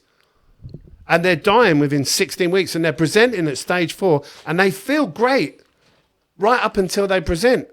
And then they're being taken in 16 weeks. And we all said our piece, and I listened in disbelief. I was sat there like that. My jaw must have been on the table. And then I listened to what Sir Graham said in response. And he openly admitted it was way above, not above, way above his pay grade. So clearly there are entities or persons, whoever that be, way above the person that hires and fires the Prime Minister, who have ordered this to happen, and it's happening. He can't stop it. He openly admitted it. To a room full of us. You can ask Dolores Cale, Tess Lorry, Mark Sexton, whoever. And my life and my arse fell out. I'll be honest, I walked out of that meeting. I went to that meeting thinking, oh, at last someone's listening. And I left realising it's a deliberate act. It's a thinning of the herd. They're cutting the grass, they call it. That's what they place no more value on me and you than your insurance number. And they've decided, they're told they're cutting the grass. And that's what this is. And bird flu is going to be the same. They're going to roll out bird flu. They're going to tell you can't work, you're dangerous. That's what's going to happen. Because I've not really looked at the bird flu one. And I had a commercial pilot rung me 6 months ago to tell me they were flying them in 6 months ago. What, the bird flu vaccine? 6 months ago. They've been here over 6 months. Really? Labelled, ready. Mm-hmm. That's fucking. It's. Oh, mate, people need to know. But once you realise what's happening, I came out and I realised, my God. And then you think, well, how can we get around it? How can we save ourselves? It's a numbers game. That's why they're thinning the numbers, because they don't want numbers. What is our greatest strength? We ain't got guns. We've got numbers. And we need to let everybody know so that when they roll out this bird flu and when they tell you can't work, we'll take your kids away. If you're going to be a conspiracy theorist, no, we need to all stick together and say, fuck off. You take it if you want to. And it's interesting, isn't it? Look at all the young, super fit footballers and athletes that have fell over, collapsed and died suddenly. Record numbers since the jab rollout, yet not one fat, corrupt, dirty, old, unfit MP has collapsed and died. No. They all said they'd had the same thing. There was a newspaper article, I think it was a week ago, 2 weeks ago, it was in Scotland. Yeah. One of the health ministers, first front page news, rise in measles, I think, because of anti-vaxxers' uptake in taking vaccines. Yeah, of course. Now, I went on to a podcast and they were like, why do you think that is? And I said, do you want to know why I think it fucking is? Because as soon as it goes wrong, none of you want to help people. Yeah, of course. So the reason why nobody wants to take your thing is because the last experiment you put out in everybody's arms, you're telling everybody to take it, but as soon as it goes wrong, you're left in the gutter. You've not got a guarantee. And the MPs that are going to, MSPs that are going to promote it, they're not going to help you. No, of course. And then you look at the other side of the coin where we've got 500 young men of fighting age landing on our beaches every day from God knows where, and God knows who they are. Yeah. How many ailments have they got that have been eradicated in the developed world that they're now bringing in? They don't know. They don't know, do they? I try and keep away from all the immigration stuff, but I stand by, if it's illegal, it's illegal. Yeah, of course. It's as simple as that, but it is questionable to these. Well, you think about things like TB. That's where it's coming from. A lot of these tuberculosis cases, and then you think they're travelling over from? Well, of course, they're going to have all sorts. They haven't got the healthcare system that we used to have. So any ailments they've got, especially if they're contagious. So you think these guys can come over and start a new pandemic? Oh, without a doubt. You've only got to look at. Nobody knows who they are. Nobody knows where they're from. Who knows what ailments they've got? But certainly, I would say that's a contributory factor, without a doubt. And it's certainly, 500 young men a day is certainly putting strain on every resource we've got as they deploy them all over the country. So you tell me. It's crazy. When was that meeting you had with those people? September 2021. That was, yeah. So before September, you've came across these clots. These. I'm going to show this to the camera because this is like alien. These things, and I'm absolutely like. This is like, I remember there was a movie called Independence Day, and they put the aliens in these kind of jar things, and that's just. looks alien to me. It's horrific. It's like very much the same. If you went to your freezer and you pulled out a bag of calamari, that's what it's like. The feel of it, the strength of it, the exactly. And what it does is it forms inside people's arteries and veins and leads to their demise. Now, I first came across this in the arteries of a 30-year-old. He didn't have an ounce of fat on him. He was in really good nick. He came in. He'd been post-mortemed. They'd family had asked us to embalm him, so we went to embalm him, and because he'd been post-mortem, we opened his body cavity up, we took the organs in the bag out, and then we manually targeted the severed arteries with the embalming pump, to put fluid in him, and we couldn't get the pump in because it was full of this stuff, and we pulled about 1.5 pounds out of him. It was massive. So I emailed the coroner. I said, listen, we've had a 30-year-old guy in, and I knew what it was by then, but I wanted a paper trail, so that's why I emailed him. And I said, we've found these unusual clots inside this guy. I've never seen this before. I worked for the coroner for 7 years of my service. What is it? Are you aware? Do you want samples? And they wouldn't reply to the email. But I took a phone call 4 days later from one of the girls in the office who said, I've spoke to the pathologist. He said, don't worry, just get rid of it. And it grows naturally inside people post-mortem. So what they're saying is that after death, rubber grows throughout your body. That's exactly that. It's like rubber. Yeah, it's just total crap. And I can tell you, heparin is not going to touch that. In fact, heparin will accelerate the growth of these. So, when you go into hospital, and to stop you getting blood clots, they give you bags of heparin, don't they? That's actually increasing the likelihood that this will form inside you.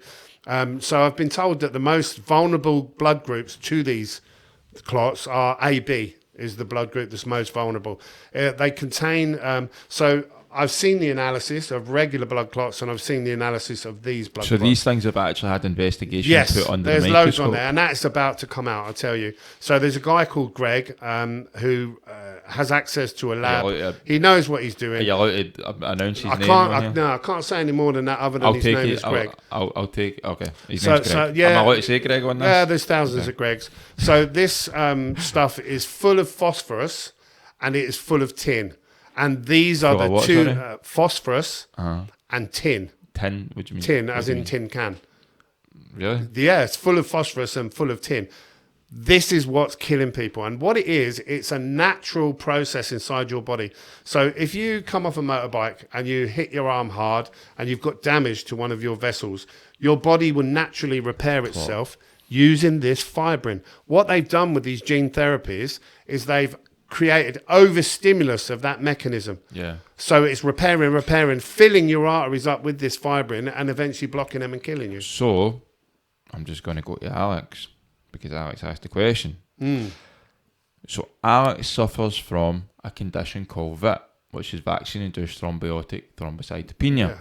So his body, so I think it turns off the PF4 antibody, which is something that it's a little bit I kind of got the layman's terms of it from speaking to this guy. He is going mainstream now. There's a few people I know that he's speaking to put it into layman terms for people to understand. Don't touch heparin though, the blood thinner heparin. That actually makes it grow faster. And I remember going into hospital when I was in there after being targeted, and they were constantly throwing heparin in me. Unusually so, when they seem obsessed with it, putting it in, and I couldn't understand why, and that's why, because it helps grow that. Alex, I don't know if you know, Alex is the first living man in the UK to receive the payment, the vaccine damage payment, and it was caused by AstraZeneca. Yeah. So he's got the biggest court case against AstraZeneca. So see how when everybody's talking about the AstraZeneca, it's Alex that's got the case. Like me and Alex usually come as a duo, and they removed clots from his body. Yeah. For up to, and I guarantee they were identical. And I've never asked him if he ever did he retain any? Did he ask to retain them? I don't know. I bet he never. I bet he never got them. I would need to ask him. Yeah. I'll phone him after here. We can have a chat with him.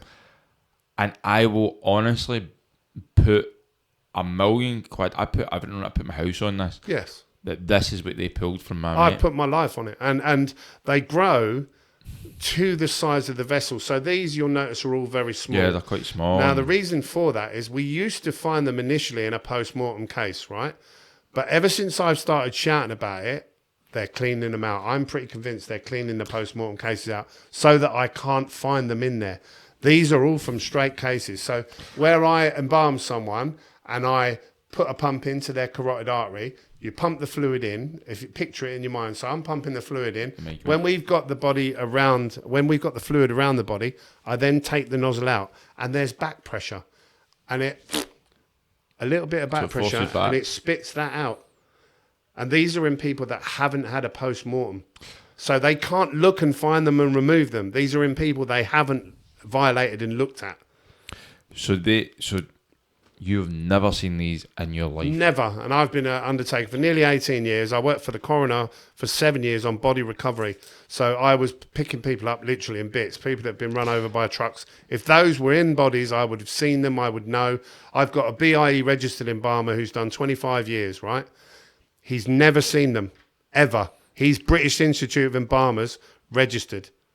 And the BIE are actively hiding it. They're actively hiding it. So there's a guy called Major Tom Haviland. He's put out an anonymous survey that these embalmers can fill in. 70% of the embalmers that responded said they've seen these clots. The BIE won't release it to their members because they're saying he's not a recognised body. So usually what would happen is you'd put this pump in. Come out. So basically you put the pump in, it pumps the fluid around the body. Yep. Now, when you can imagine you're putting pressure in. So when you pull the nozzle out, you get a bit of back pressure, don't you? As it equalises. That spits that out on the table. And that's why these are all carotid artery size, because that's where they've come from, the carotid artery. So these grow inside your arteries. They're everywhere inside people. That's why they'll be having heart attacks in record numbers. That's why we've got super fit footballers collapsing and dying mid-game. If they're not dying on the pitch, they're dying in the crowd, aren't they? To the point now, we've now got defibrillators being put in schools for 5-year-olds in primary schools. When have we ever needed defibs in a primary school? Oh, they're everywhere. You can't. Problem solution. You can't unsee them. You know, every time I'm out and about, I go, oh, there's another defib. Yeah, of course. You know, why do you think that is? Because they fill people up with this crap. It's a body on top. Well, not for me, because I'm not jabbed. That I'm aware of. Whether they've given me something while I was in there, I don't know. Just to let people know, we did speak before this. It's not all doom and gloom, because you did say no, it's not all doom and gloom. You have said that. I would say untrained people put these in. So a lot of people won't have had the right dose. They'll have had it poorly stored, or they'll have had saline. Yeah. So don't despair. You know, and the body is a good indicator, isn't it? If you fucking feel unwell, it's because you're not well. Yeah. That asymptomatic rubbish, just totally ignore it. If you feel unwell, it's because you're not well. If you feel well, there's a fair bet there's nothing wrong with you. So all I would say to you is, please don't take any more of these jabs. And there's nothing more certain than death. I've got plenty of work on without having young, dead vaccine recipients in, you know. And I'm seeing loads of them. That, you know, those 4 files represent 4 people. And so the family were more than happy to... Yes, yeah. And what are the family saying about this? I don't tell them unless they ask me, but I'm getting more and more families family coming member? in. They're anonymous, so I don't know who was who. But what are they saying? Like, did you? Oh, they're angry. They're really angry. Did you ask them? Are they vaccinated? No. So when I get people come in, all of these were vaccinated people. When I get people come in, I have to remember I'm there in a capacity as a funeral director. I'm not there as a conspiracy theorist. You've been partial. So I get people come in. They say, "I've lost my wife. She was 35," and then I just go about normal. I say, was she vaccinated? And they say yes. And then quite often now they're saying, are you finding clots inside people? Because we're wondering if it was the vaccine. And then I will tell them and I will say, yes, I am. And we don't come under the tissue retention authority because these are effectively just biological waste. So say, for example, when you embalm a body and you clear clots out, most of these would be flushed down the sewer. For example, it's not tissue retention. We don't come under that, which is why I suspect they haven't jumped on me. But I've asked every family that I've got a sample of, and they've said yes. Frightening. It is what it is now. It is what it is, isn't it? You know. And in fact, the last one was one of my mates. His dad got atrial fibrillation immediately after the second jab, but his son took it anyway because he was told no jab, no job, and he knew that he'd fucked up. And he died. And when we opened him up, he had golf ball sized clots inside him. He was full of them. That's my own mate, one of my kids I grew up with. Mm. You know, I've lost 6 of my mates in the last 18 months. Every one of them was jabbed. Some of them, 2 of them had sudden, very aggressive cancers. The others was all heart attacks, sudden heart attacks. Unexplained increase, nobody knows why, nobody wants to talk about it. And this is why Richie Sunak, who's got 370 million in Moderna, bangs a pen on a lectern and says, safe and effective. I know.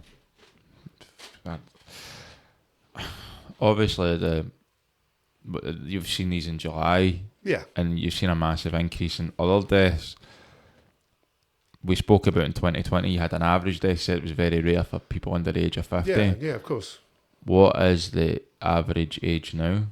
I would, not saying that. I don't doubt if statistically the average age has come down. I could go through 200 files and work it out, but whereas it was very unusual for someone to sit here and say, I've lost my wife, she was 35, it's not now. I'm not surprised anymore.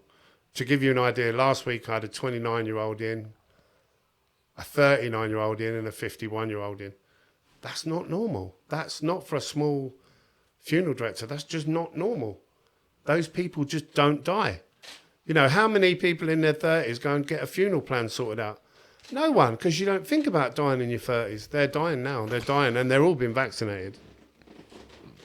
I'm not saying it never, ever happens and that people don't ever get a super rare cancer. We can't not in the numbers that it's happening now. I've had emails off hospice nurses who openly agree with me, who say we're getting people die. Glioblastoma, brain cancer, is one of them. And they're dying before they even get one treatment. Before they even get a single treatment, they die. That's not normal. That's not normal. Historically, it's never, ever happened. Why is it happening now? What is the common denominator? The COVID gene therapy is the common denominator. Yeah. And people say, oh, you sound like a nutter saying gene. It's fucking... Well, they see it. Let me tell you, when they come and sit around this table and they've lost someone, they see it then. It's all conspiracy, isn't it, until it touches you. Yeah, that is the hard... And I'll be honest, I would have, if I hadn't sat there and seen what I've seen, and been, I've sat in so many meetings, I've spoke to people that you wouldn't believe. I know the truth. I know what's happening. I know what they're going to do. They're going to roll out bird flu, and they're going to have one last gasp attempt to see if they can kill off a large swathe of us. And let me tell you, these next round of vaccines, they ain't going to put placebos in them. Every one of them is going to be a kill shot, and they're going to call it bird flu. What did they say about COVID vaccines? Oh, it was a 1% mortality rate, didn't they? They've openly said this bird flu is 50% mortality rate. I've not watched it. Yeah, so they're going to make sure that you get your vaccine. And then when half of them fall over, they say, well, it's bird flu.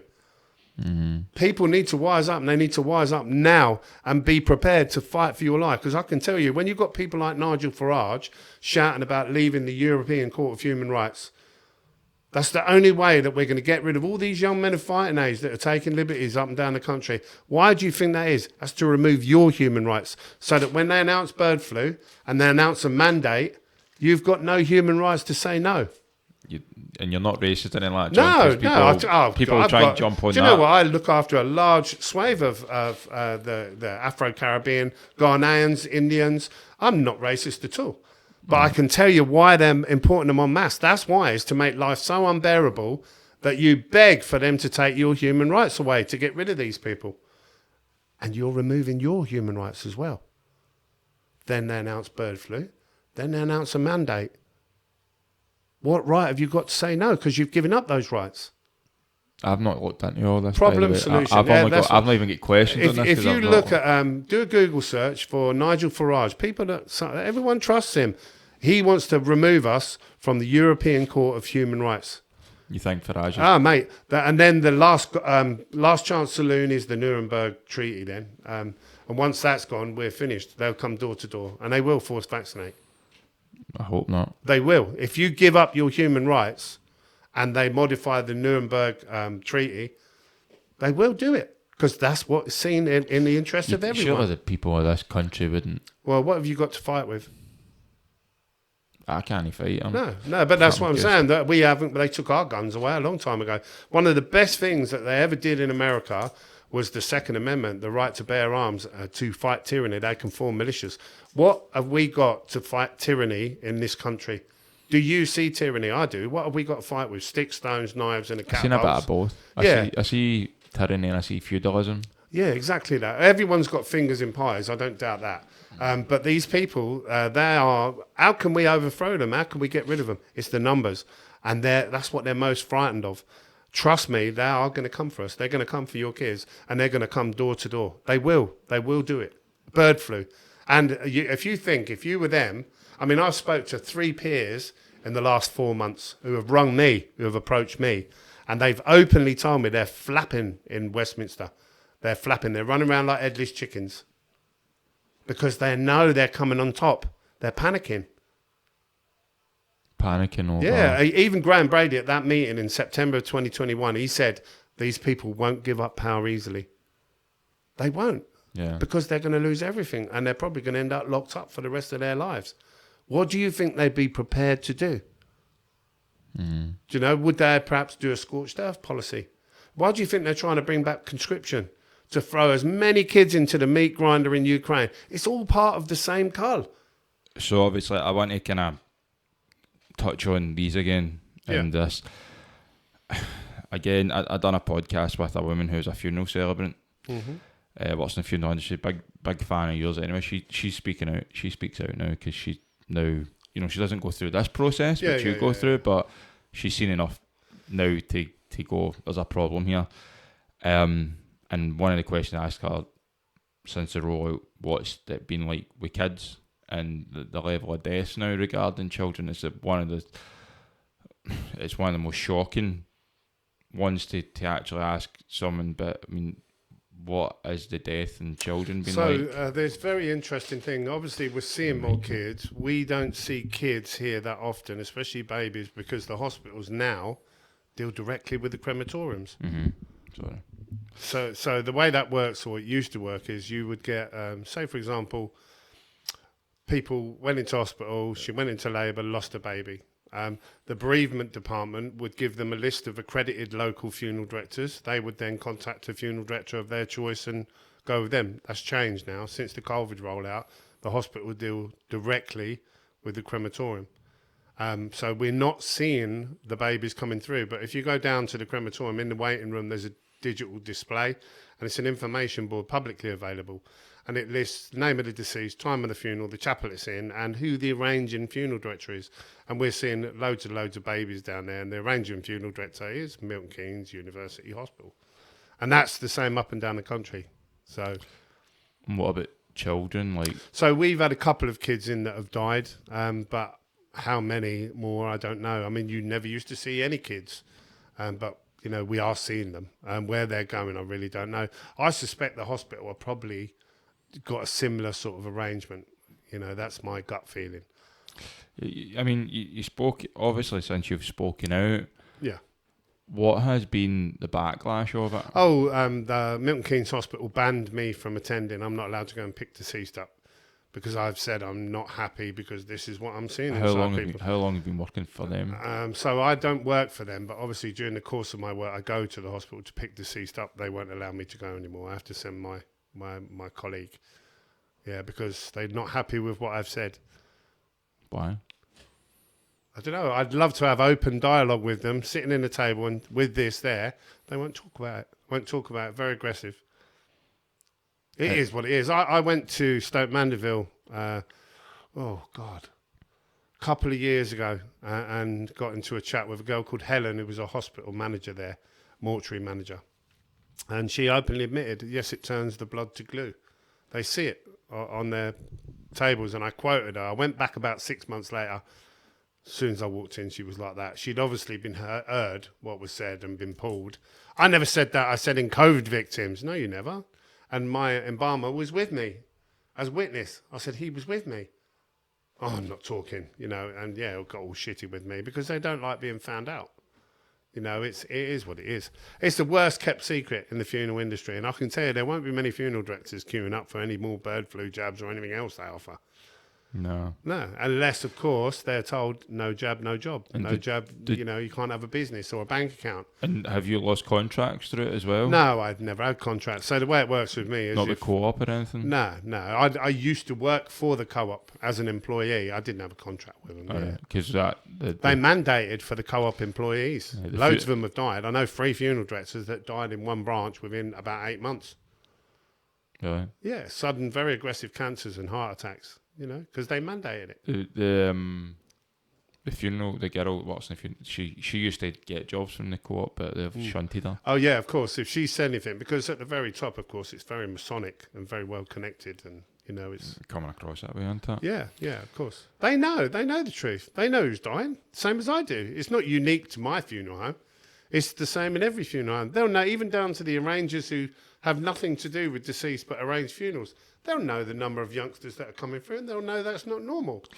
When you first seen these, was your instant reaction, that's a jag? Or were you Yeah, like, this is so fucking weird? I knew what it was. So the way that works is I'd found it, and I'd also listened to a guy called Richard Hirschman, who's an embalmer from Alabama in America. So his name is Richard Hirschman. Have a look for the guy. He's a real gentleman. He's a really good guy. And he's what's called a trade embalmer. So there are two types of embalmer. One is one that's full-time employed, and I employ a full-time embalmer who works here full-time. He's BIE registered. But they also have what's called trade embalmers.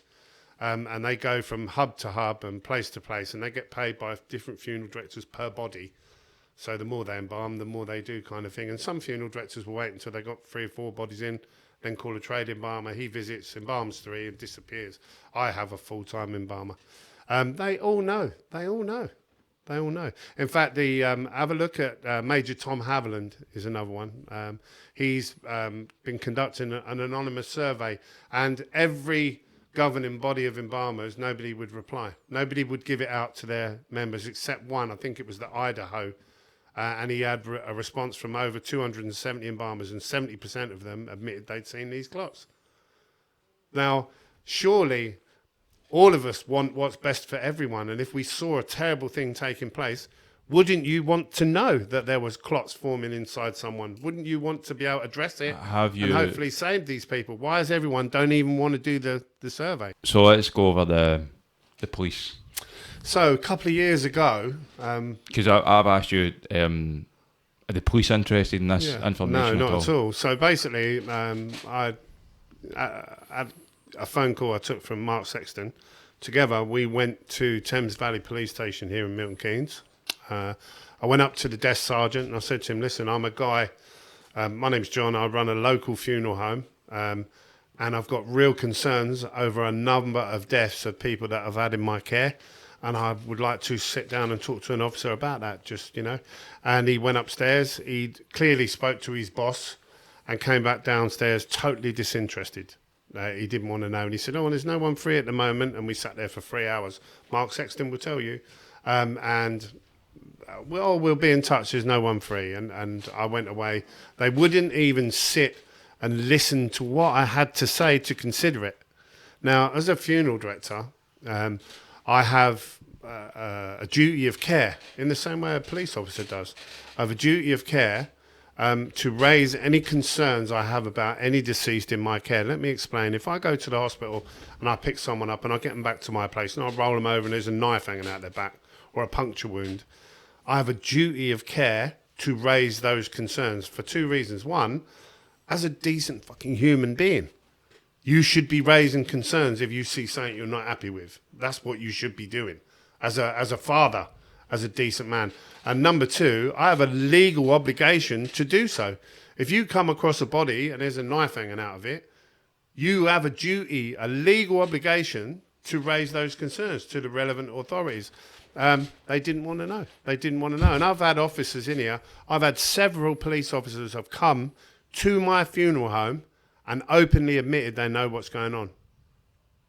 I've had them here. I've been told that they've been briefed that it's a matter of national security, in the same way as Jimmy Savile, right? Have you ever wondered why Sir Keir Starmer didn't prosecute Sir Jimmy Savile? Well, the clue's in the Sir, for a start, because they're both in the same club. And number 2, he was briefed that if he was pulled and if he was prosecuted, Jimmy would have named names. And there were so many powerful politicians and powerful people involved in that paedophile ring, in his circle, it would have brought government down. It would have brought Westminster down. So that then is a matter of national security for the greater good. And that's why these police won't do anything about it, because they're under orders. Because and if you put it in perspective for a moment, what do you think public opinion and outcry would be if they were told they've been poisoned, their kids have been sterilised, and their loved ones euthanized, what do you think the reaction would be? Civil unrest, civil war. And that was put to Sir Graham Brady back in the meeting in Westminster in September of 2021 with Dr. Tess Lawrie, Professor Dolores Cale, Mark Sexton, Dr. Sukarit Bhakti, Anna Debisseray, the lawyer, was there, Philip Hyland, Francis Hoare, the barrister, was there. That was put to him. And he openly admitted, he said, yes, and they're preparing. So they won't pursue any case against any politician because they've been told it's a matter of national security. I've had coppers in here that has admitted it. The last one was a WPC, actually. And she openly admitted it. We're just living in a world of lies. Yeah, it's all bullshit. It's all bullshit. But you either see it or don't. And once the veil is lifted and you see these people for what they are, you understand we can beat these people without even firing a shot. Just by turning our backs on them and refusing to comply with anything. What are they going to do? Are they going to go door to door, every estate, and drag us all off to concentration camps? Of course they're not. The problem we've got is that nobody actually realise it. These things that I'm sitting in front of have possibly killed a family member. It's still going. They're still dying to this day. And you're not...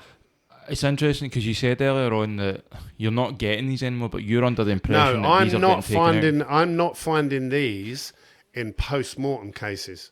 Now, I suspect that's because they're clearing these post-mortem cases out prior to releasing them to me, because they know I will find them and I will shout. I'm finding these in straight cases that haven't been post-mortemed, people that they haven't opened up and had a look at. And the reason for that is that if you look at all of these, if you look at Richard Hirschman's samples, they're big, thick ones. They come from the main arteries that you can only access, ephemeral arteries, if you have a post-mortem.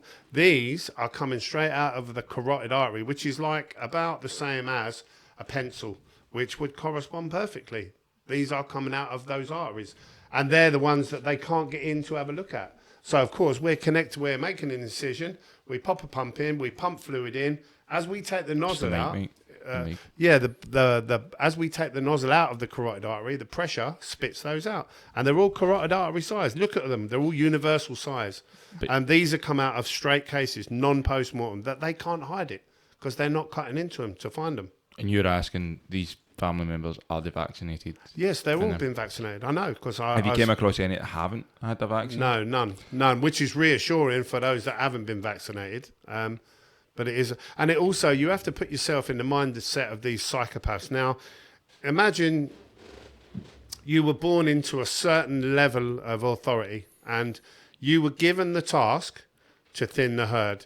And they said, this is how we're going to do it. We're going to roll out a fake illness. We're going to give everyone an injected cure. And they're going to die. And we're going to tell them it's the illness. And we're going to keep rolling out injected cures for imagined illnesses. And we're going to explain away the death and the injury in these people we inject by saying it's illnesses, new pandemics. That's what they're doing. Now, how would you do it? Would you roll out an airborne virus that might kill you and your family? Of course you wouldn't.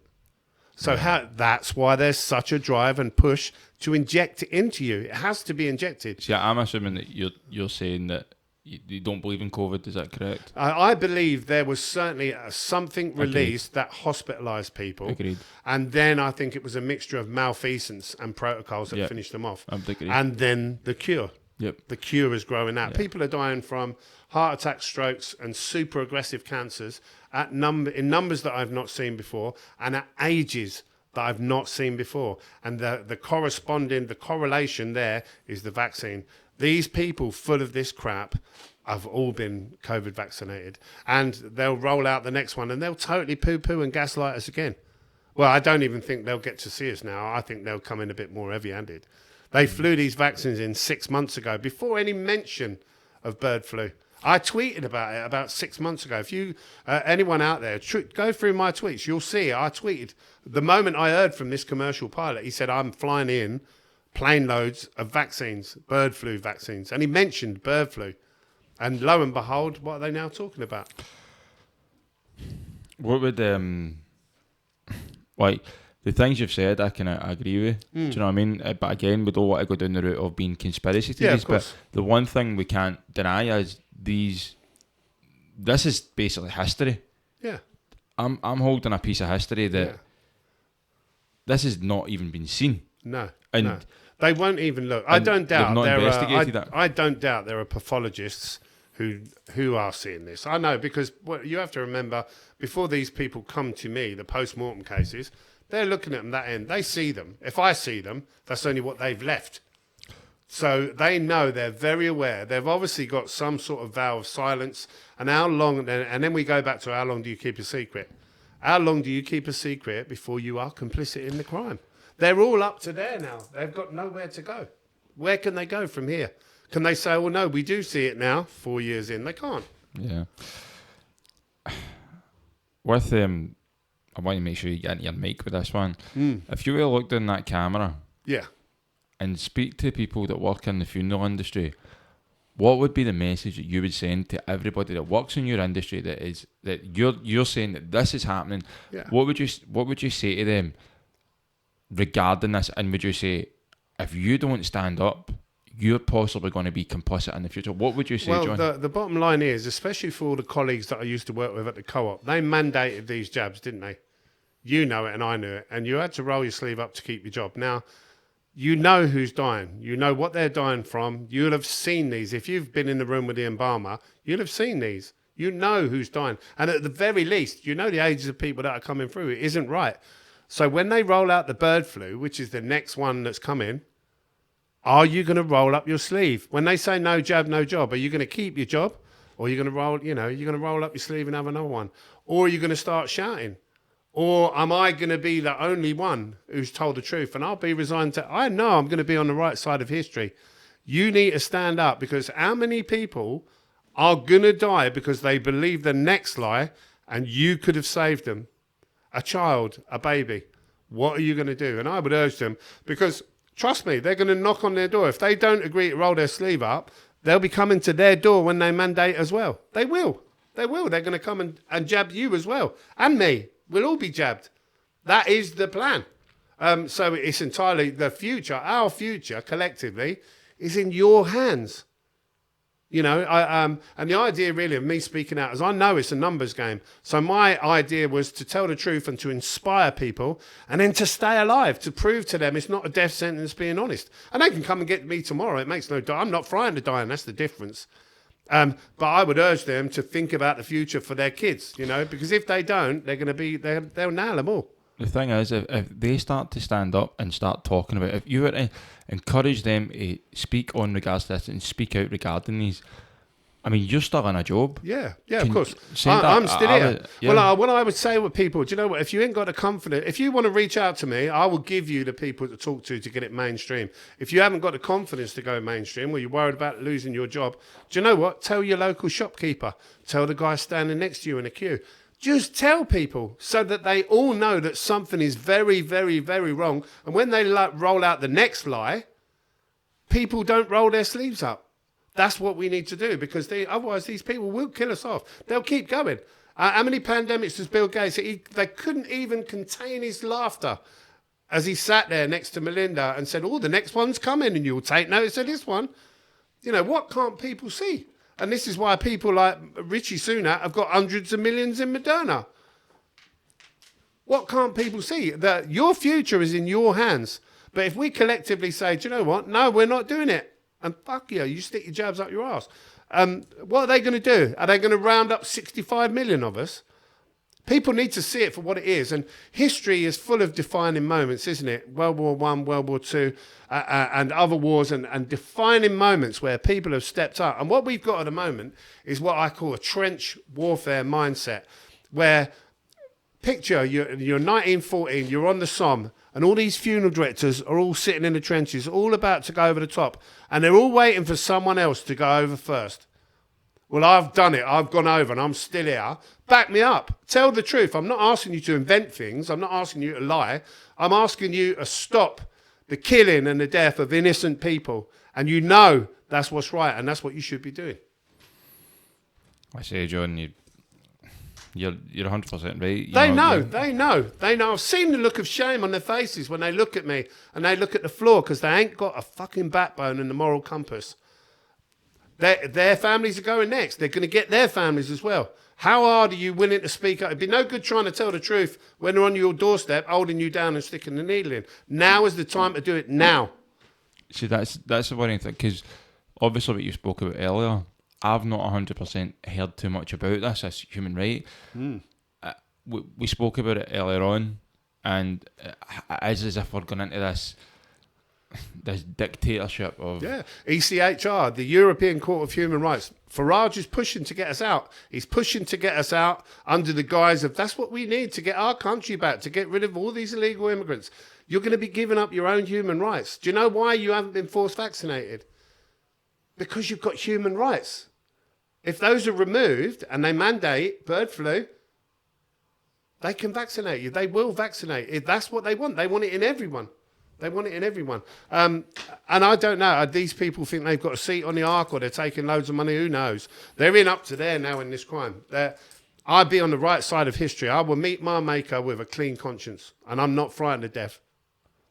So it is what it is. It's a journey we're all going to make. I'm more worried about living poorly than I am of dying. What's the point of being frightened of death? I'll spend a lot of time in the company of death. Do you know what? It don't look that bad. It's peaceful. You're going to die. Every one of you is going to die. We're going to be judged. How are you going to be judged? Are you going to be judged for doing the right thing, or are you going to be judged for being complicit and quiet about mass murder? I'm not going to be. I'm not going to be. I'm happy. I'm happy because I know where my future lies. That's it. But, you know, one thing I've learned in this horrible journey is, you know, and my mum's got a lot of friends. In the last... I want to say last year, she's been to more funerals and weddings and stuff. They're dropping like flies. And one other thing I've learned is when I leave this planet, you know, she just recently had a loved one, a friend die recently. And once she's gone, she's gone. That's it. Yeah. That woman's gone.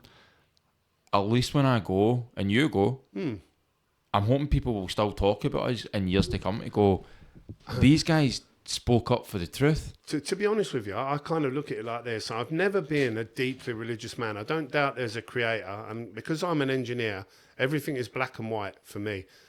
It's left and right, up and down, positive, negative. There are opposites in everything. The one thing I've learned in the last 4 years, there's a wicked evil running this world. There's a wicked evil. Well, wherever there's an evil, there must be the polar opposite, and that's a force for good. I would still... I've done what I've done. Even if there were no God and no heaven, I would still die telling the truth, because these people are being murdered. They're murdering children, babies, women, innocent people. And I will never, ever be part of that. And I would never not condemn it and call it for what it is. So whether there's a heaven, whether there's a God or not, it makes no difference. I believe in God. But even if there were no God and no heaven, I would still do the same thing, because that's what's right. That's what's right. And trust me, the moment you get up there and you say, you knew about all these murders and deaths, why didn't you do anything? What are you going to say? What are you going to do? What are you going to do? I'm going to meet my maker with confidence. I will. I know I will. And people would know me as the man who spoke the truth and the man who stood by his convictions. It doesn't matter what happens to me. If I saved one kid's life, my life would be worth it. One thing I'm going to say to people when I look into the camera, because a lot of people say to me, you know what, John? With all medical interventions, you get a fucking side effect. Well, you don't get this. Nobody in history has ever had this. So don't tell me that you can get a side effect and these things happen. They don't happen to the level they're happening now. And people are fucking dead because of this thing, and you can't deny that. And they know as well. I mean, is this 4 human beings I've got in front of me? 4 separate human beings from something that your government, the mainstream media all told us was safe and effective, but these people that are sitting here are no longer, because they've lied. Well, they've got 2 things in common. One, they were full of that crap, and number 2 is they're dead.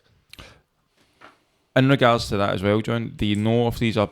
Did anyone tell you what kind of batch it was? Did they tell you it was Pfizer or AstraZeneca? No, I don't. But what I will say is, from my understanding, they all do the same job in different ways. So don't take any of them whatsoever. That's what God gave you an immune system for. Yeah.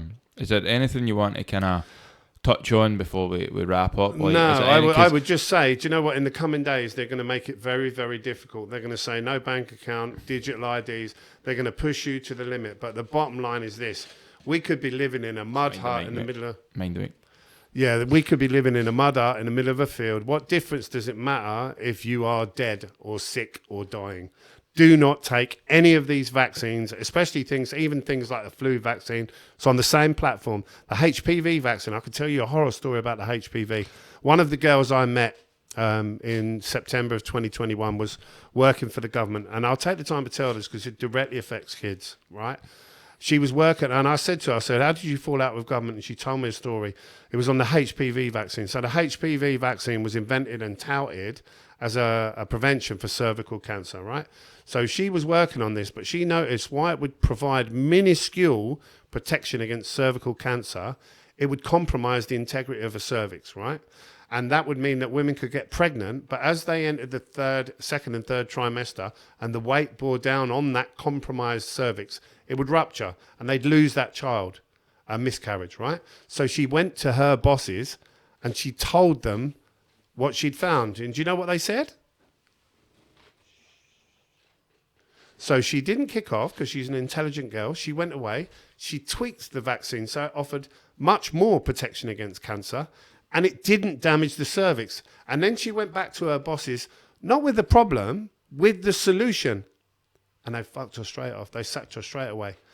So they've been doing this for a long time, and I could never understand why would you want to do that? Because it keeps the birth rate down, which keeps the population down. The demand for deceased babies in big pharma is massive. They need dead babies. They need them for their organs because they develop kidney drugs, liver drugs, lung drugs. They harvest the organs from these children.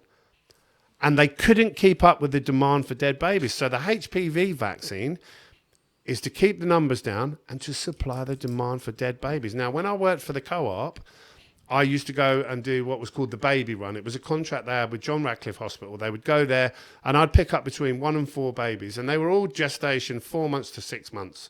It was obvious why they died. They were tiny. And I could never understand, many of them had a full post-mortem. Why would you post-mortem a baby that's only 4 months old? To harvest the organs.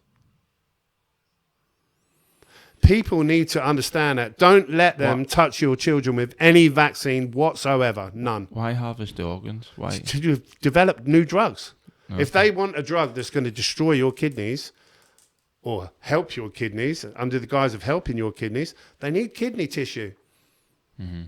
It doesn't keep forever. They need a fresh, constant supply. So this is all new information. Mate, yeah, I'm telling you, don't let your kids have the HPV vaccine, flu vaccine, not even the nasal one, none of them. Your kid's got an immune system. Feed them good food, get them off their devices, and get them playing a game of football. Get them running around the block like I did when I was a kid. You know, that's what's going to keep your kids healthy, not an endless plethora of injections. And when you look at the autism rate, right, this is the pointer, right? The autism rate and the increase in autism run parallel to the vaccination rate in developed countries. Look at the autism rates in developed. It's exactly parallel. It goes up and up and up because autism is created by these vaccines. They want a load of physically fit, very dumbed down, pliable citizens. And there are vaccines that have gone out and have done that to people. That's autism, is vaccine damage. So no, my child will never have another vaccine ever over my dead body. One thing I'll tell you is that, again, I've not went down the route of other ones, you know, because this one's new. Yeah, of course. And now we look at things, and then you hear Amish, the kind of Amish community doing their studies, and the healthiest kids in the world. But one thing I'll say, so I've got like neurological issues now, which is caused by the spike. So it breaks the brain, is it the blood-brain barrier, brain-blood barrier, right? The lipids, it basically, the part that protects it, right? It basically, it's went in. I can remember my brain like shaking about, John. And it was like, it was so fucking, it was horrible. It was as if my brain had been attacked. And I had electric shocks in my head. And I was like, what is going on? I'm an adult. I can tell you I'm injured. Yes, yeah. I can tell you, you know, John, here I am. Next day, took the thing, not well. Do you know what? A baby can't, mate. Can't. No, they can't. And I've actually, I've even been tempted to take the vaccine to document my demise and death to other people, to show people what it does, because I'm well known. I've toyed with doing it.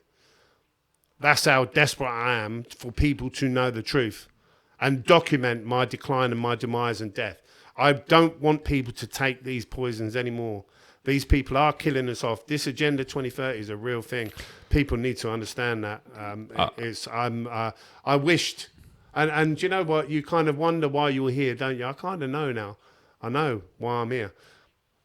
I know, and I'm going to keep going. I'm going to keep going right until they drag me off to a camp or force vaccinate me. And if they force vaccinate me, do you know what? I'm going to document every move of that, so you'll see my decline and my death. One of the guys I interviewed who's injured for bad way, he took one bad way. He's in a wheelchair, spinal stroke, kind of. He went back to take the second one. I said in the interview, he says, what the fuck did you go and do that for? He said, do you want the truth? I went, yeah. He went, I wanted it to kill me. Yeah. He says, I wanted it literally to end my life. And I'm sitting there going, fucking hell. Yeah. It's I tell you, ignorance is bliss. Ecclesiastes 1:18, with knowledge comes sorrow, and with a greater level of knowledge comes a greater grief. It's true. It's true. The more you learn about this, it's a dark world run by very dark people. And it's becoming more, at this point in time, it's becoming more evident. Yeah, especially when I look at the Paris thing that I've seen. This, why are we pushing this? That we go back to 2012 Olympic Games and they showed us the DNA and all that. Yeah, of course. And I'm sitting going, like, at what point do you turn and say, look, they tell you what's going on? And and you talk about Agenda 2030. I think people are frightened, aren't they? But you talk about Agenda 2030 now. Years ago, I said, there's only so many times they can keep ticking that box before you start to say how many it's times is it coincidence before you say, actually, do you know what? People are dropping down dead left, right and centre. Cancers have gone through the roof. The birth rate is plummeted to lowest levels for about the last 25 years. So there's a guy called Dr. Luke McClendon in Australia, and he was head of fertility at the Mater Clinic, right? And I spoke to Dr. McClendon. He's a real guy, and he really did say this. And he's in charge of fertility. He's the head of fertility in the Mater Hospital. And he noted that the regular miscarriage rate in women was between 5 and 14%, right? So for every 100 women, between 5 and 14 of them will miscarry, and that's life, and that's a regular number. Vaccinated women, the miscarriage rate was 76%. 3/4 of the girls that were vaccinated while they were pregnant lost their babies. And he opened up about that. What did they do? Did they thank him for his studies and raising the alarm? No, they sacked him straight away, out. What does it tell you? What does it tell you?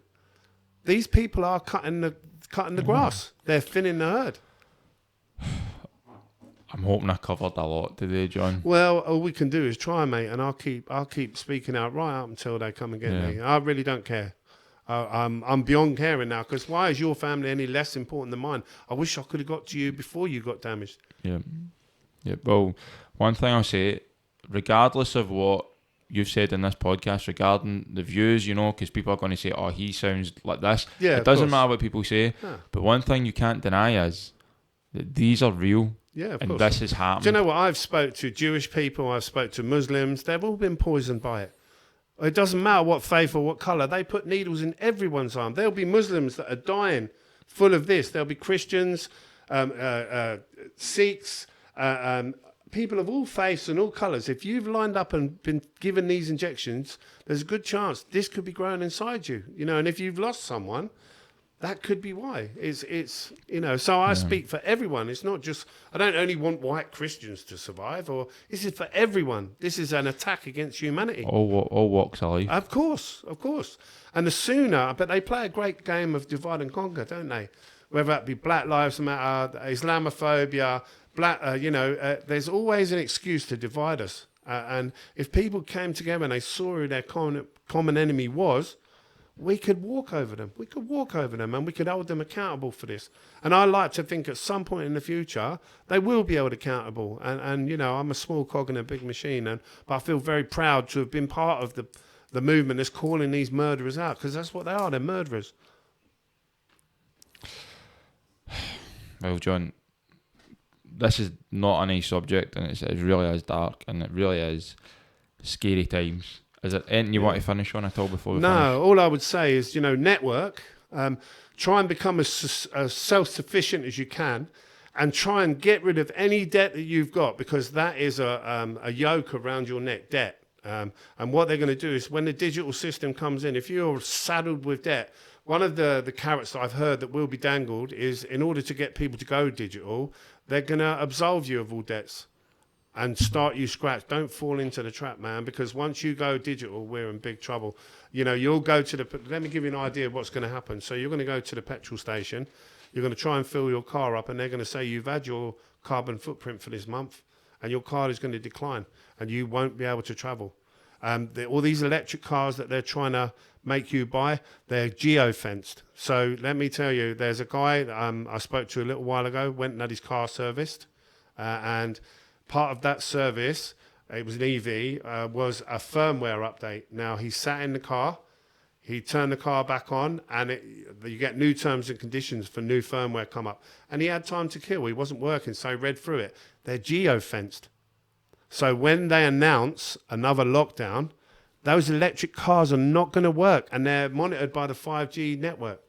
They won't work because you're on lockdown, and that's the local laws. They have to comply to the local legislation, and the lockdown will mean they're disabled. You can't use them. It's about control. That's why one of the main bugbears about an EV is the range. They don't want you going further than 15 minutes. That's why they're not desperate to increase the range. But you either see it or you don't, you know. And I think as time goes on, I draw comfort that people will eventually see it. It's just if we can do it in time to stop these people. Yeah, I said that before. You know, whether you believe this or not, I think everyone will come to this kind of way of thinking in the very near future. But again, do they want to think like this, or are they quite happy to go along with it? I really don't know. Then perhaps they should put aside some land for people like me and you who want to live free and want to live the way we want to live, so that we can get asylum there, or because I don't want to live like they do in China. I don't want to live like that. I don't want to live locked in a city.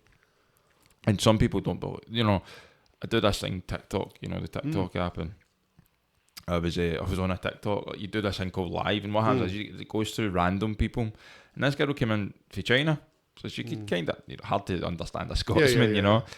And we were talking back and forward, and I says, "Is it true they do this in China? They do this? Yes, they do the carbon footprint stuff and that, and whatever it is." And I says, "Is it true they put their name up on a screen and they show the people? Yes, they do that. If they don't obey the law." Is that? Oh, they'll debit your bank account digitally instantly. I mean, there was so one thing they did. They put facial recognition cameras, and you can only walk down certain streets one way, so that those cameras pick everyone up. And out of protest, they were walking backwards, so they put a camera at the far end. They were locking them up, mate, locking them out of their own houses, because they live in electronically locked apartments. So when they went out, they went home, they couldn't get in their own houses. Their own bank accounts were frozen before they got home. It's insane, and that's the life that they want for our kids. No, I'm not willing to live like that. And COVID is a very, very small part of it. This cull is a very, very small part of it, because if there's 65 million of us that say no, that's very difficult to overcome for any politician, for any army. If we're down to about 15 million, 10 million, that's a lot easier to control. Yeah. You know, it is what it is now. Moving forward, it is what it is. Yeah, well, John, I really appreciate you for taking the time out today to come speak and tell people about this very important topic. I feel that people need to start looking at it. You know, we do this to try and... The reason I do this, John, is to hopefully there might be a family member that be out there that goes, you know what, I want to get an understanding. Why did my loved one all of a sudden just go into sleep? Why is my loved one just passed away in sleep? And this could be the answer. Be under no illusion. Every time you take a vaccine, you are playing Russian roulette. That's the bottom line. And that was talked about in Westminster with Sir Graham Brady and loads of people far clever and far more eminent than me. I heard it said, and I've seen it. I put these people in coffins. So be under no illusion. Every vaccine you take, you are playing Russian roulette. Like I said, I haven't looked into other ones, but I know they're trying to push the mRNA anti-flu. Oh, there's a vaccine for everything, isn't there? Weight loss, anti-cancer vaccine, shingles vaccine, vaccines for this thing. What can't people see? Yeah, it really is scary times, but you know, for me, John, I'm going all natural from now on. Yeah, 100%. I won't be taking anything willingly ever. But John, I really appreciate it. Where can people catch you, my man? Well, I kind of say, if you're going to a global audience, please try and ring me in London time. Office hours is better. But it's Milton Keynes Family Funeral Services. The reality is, it's just me and my wife and my colleague here. So, you know, if I get swamped, I'm kind of super busy at the moment, as you can imagine. I've got no room at the inn. It's absolutely full. Is it like that everywhere? I don't know. But here I'm turning people away. So if anyone wants to reach out for a chat, then I'd be glad to speak to them. You know, and I've said that because it's part of, like when I first started speaking out, so I used to go on YouTube. I used to love YouTube. So I used to work on the door and I would go home at night and I'd still be wide awake and I'd be watching YouTube. And I started seeing all these COVID posts. And then inevitably you look at them and I think, well, that's not what I'm seeing as a funeral director. So I put a comment in there, but I'm a funeral director and that's not what I'm seeing. And then somebody said, oh, you know, they started liking it and people were resonating with me and agreeing with me. And then someone said, you're not a funeral director, you're an activist. So then you reach a crossroads, don't you? You either tell them who you are or you take a step back and say, actually, I don't want to damage my business. Well, I'm seeing people dying. I'm not willing to do that. So I said, well, I am a funeral director and www.mkffs.co.uk, that's me, come and get me. And they banned my account within half hour. So I know that I'm right. So it's now moving forward. I think I do foresee victory. I think it's going to come at great cost. Great cost. There's going to be a lot of bloodshed. But isn't that the journey in every war? That always happens. I think that the problem is this is like a new generation of warfare. It's done mentally and it's done via injection. And because people can't see bullets flying everywhere, they don't think there's a war on. There really is. There really is. And there are going to be winners and losers. And there will be people that survive it. And hopefully look back and say, yeah, he did tell the truth all along. See, before we just finish, because I know we shook hands here to finish up, I just want to kind of go, I don't know if we touched on it, I can't remember, but a brain fog. They die suddenly. Yeah. Before 2020. Unheard of, really. Yeah. It happened. Yeah, but not as much. Yeah, of course. So see when people did die suddenly before? Yeah. What did the conclusion come to usually before? It was only ever things like a heart attack usually was where your heart stops and bang, you fall over and die. I remember years ago as a younger man seeing the African player and he played for Tottenham or Arsenal, I think. Adebayor maybe, was it? No, Mwamba. I can't remember. People would cast their mind back of a certain age and they'll remember. And he died live on TV and it was a heart issue. And there was almost a national day of mourning because it just never happened. And it happens regularly now, all over the world. Like 2,000% increase and still people can't see it. And how often did you see these die suddenly? Just very rarely? No, never. But now? Yeah. All the while, constantly. Yeah, constantly. I get people come in. I mean, we can send rockets to the moon and telescopes to the far reaches of the universe. We can't tell you why a 35-year-old died. And the most common cause of death I'm seeing on coroner's paperwork now is death unascertained. Unascertained. That's exactly what the... Yeah, of course, I see it. And it is what it is. It is what it is. And unascertained was very rare. They don't know. They don't know. And now they've got things like SAD, sudden adult death syndrome. That just doesn't happen. It doesn't happen. It's bullshit. Shocking. Another point as well I want to make out. Is this starting to calm down? No, more than that. We're getting so many now. We discard them. I don't even ask for. I've got samples that I've kept where I spoke to families. They said yes, keep them. Most of the samples just go in the clinical waste because we can't. There's so many. I could have a table full of them. Who would I go to? The police won't listen. The coroner won't listen. I guess what I'm trying to get at is like, I've taken 3 of these things. Yeah. And my worry is, is it eventually going to be like this? Or I can't tell you. We don't know. If you had 10 children and they're all born on the same day and you gave them the same diet and the same exercise regime, some would be taller, some would be shorter, some would be fatter, some would be thinner, because we all grow at different rates. How does your body grow that? I really don't know. If I opened 10 people up and they had a femoral artery, some of them would be like that. Others would be like a pencil. They'd all do the same job. So my feeling is, if you grow this stuff particularly quickly because of your genetic makeup and you've got particularly narrow arteries, that's why they're falling over and dying on a football pitch in front of thousands of people. I'm just wondering if people are like the people that are still getting it, is it like they've just recently had their vaccine, or is it one of the ones if this has happened like 2 years down the line? I really don't know. That's the reality. But the more you take, the more chance you have of getting it. Yeah, getting hurt. I mean, there's people came. I've had 4 or 5, and I'm like, oh, I've had people and they say, well, I've had 8. I'm fine, you know. And if I've got people with the conviction of a Japanese soldier, you know, and I've had 8 and I'm fine, and I'd have 12 if they told me to, you know. And you're like, okay, I won't say that I told you. I can only tell them what I see, you know, whether they choose to listen.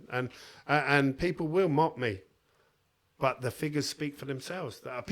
I know when I first spoke out 3.5, 4 years ago, it was from a really lonely place, and I lost all my mates. They all said I was fucking mad. My own brother said I was dangerous, you know, and he works in sheet metal. I put people in coffins for a living, but I'm wrong.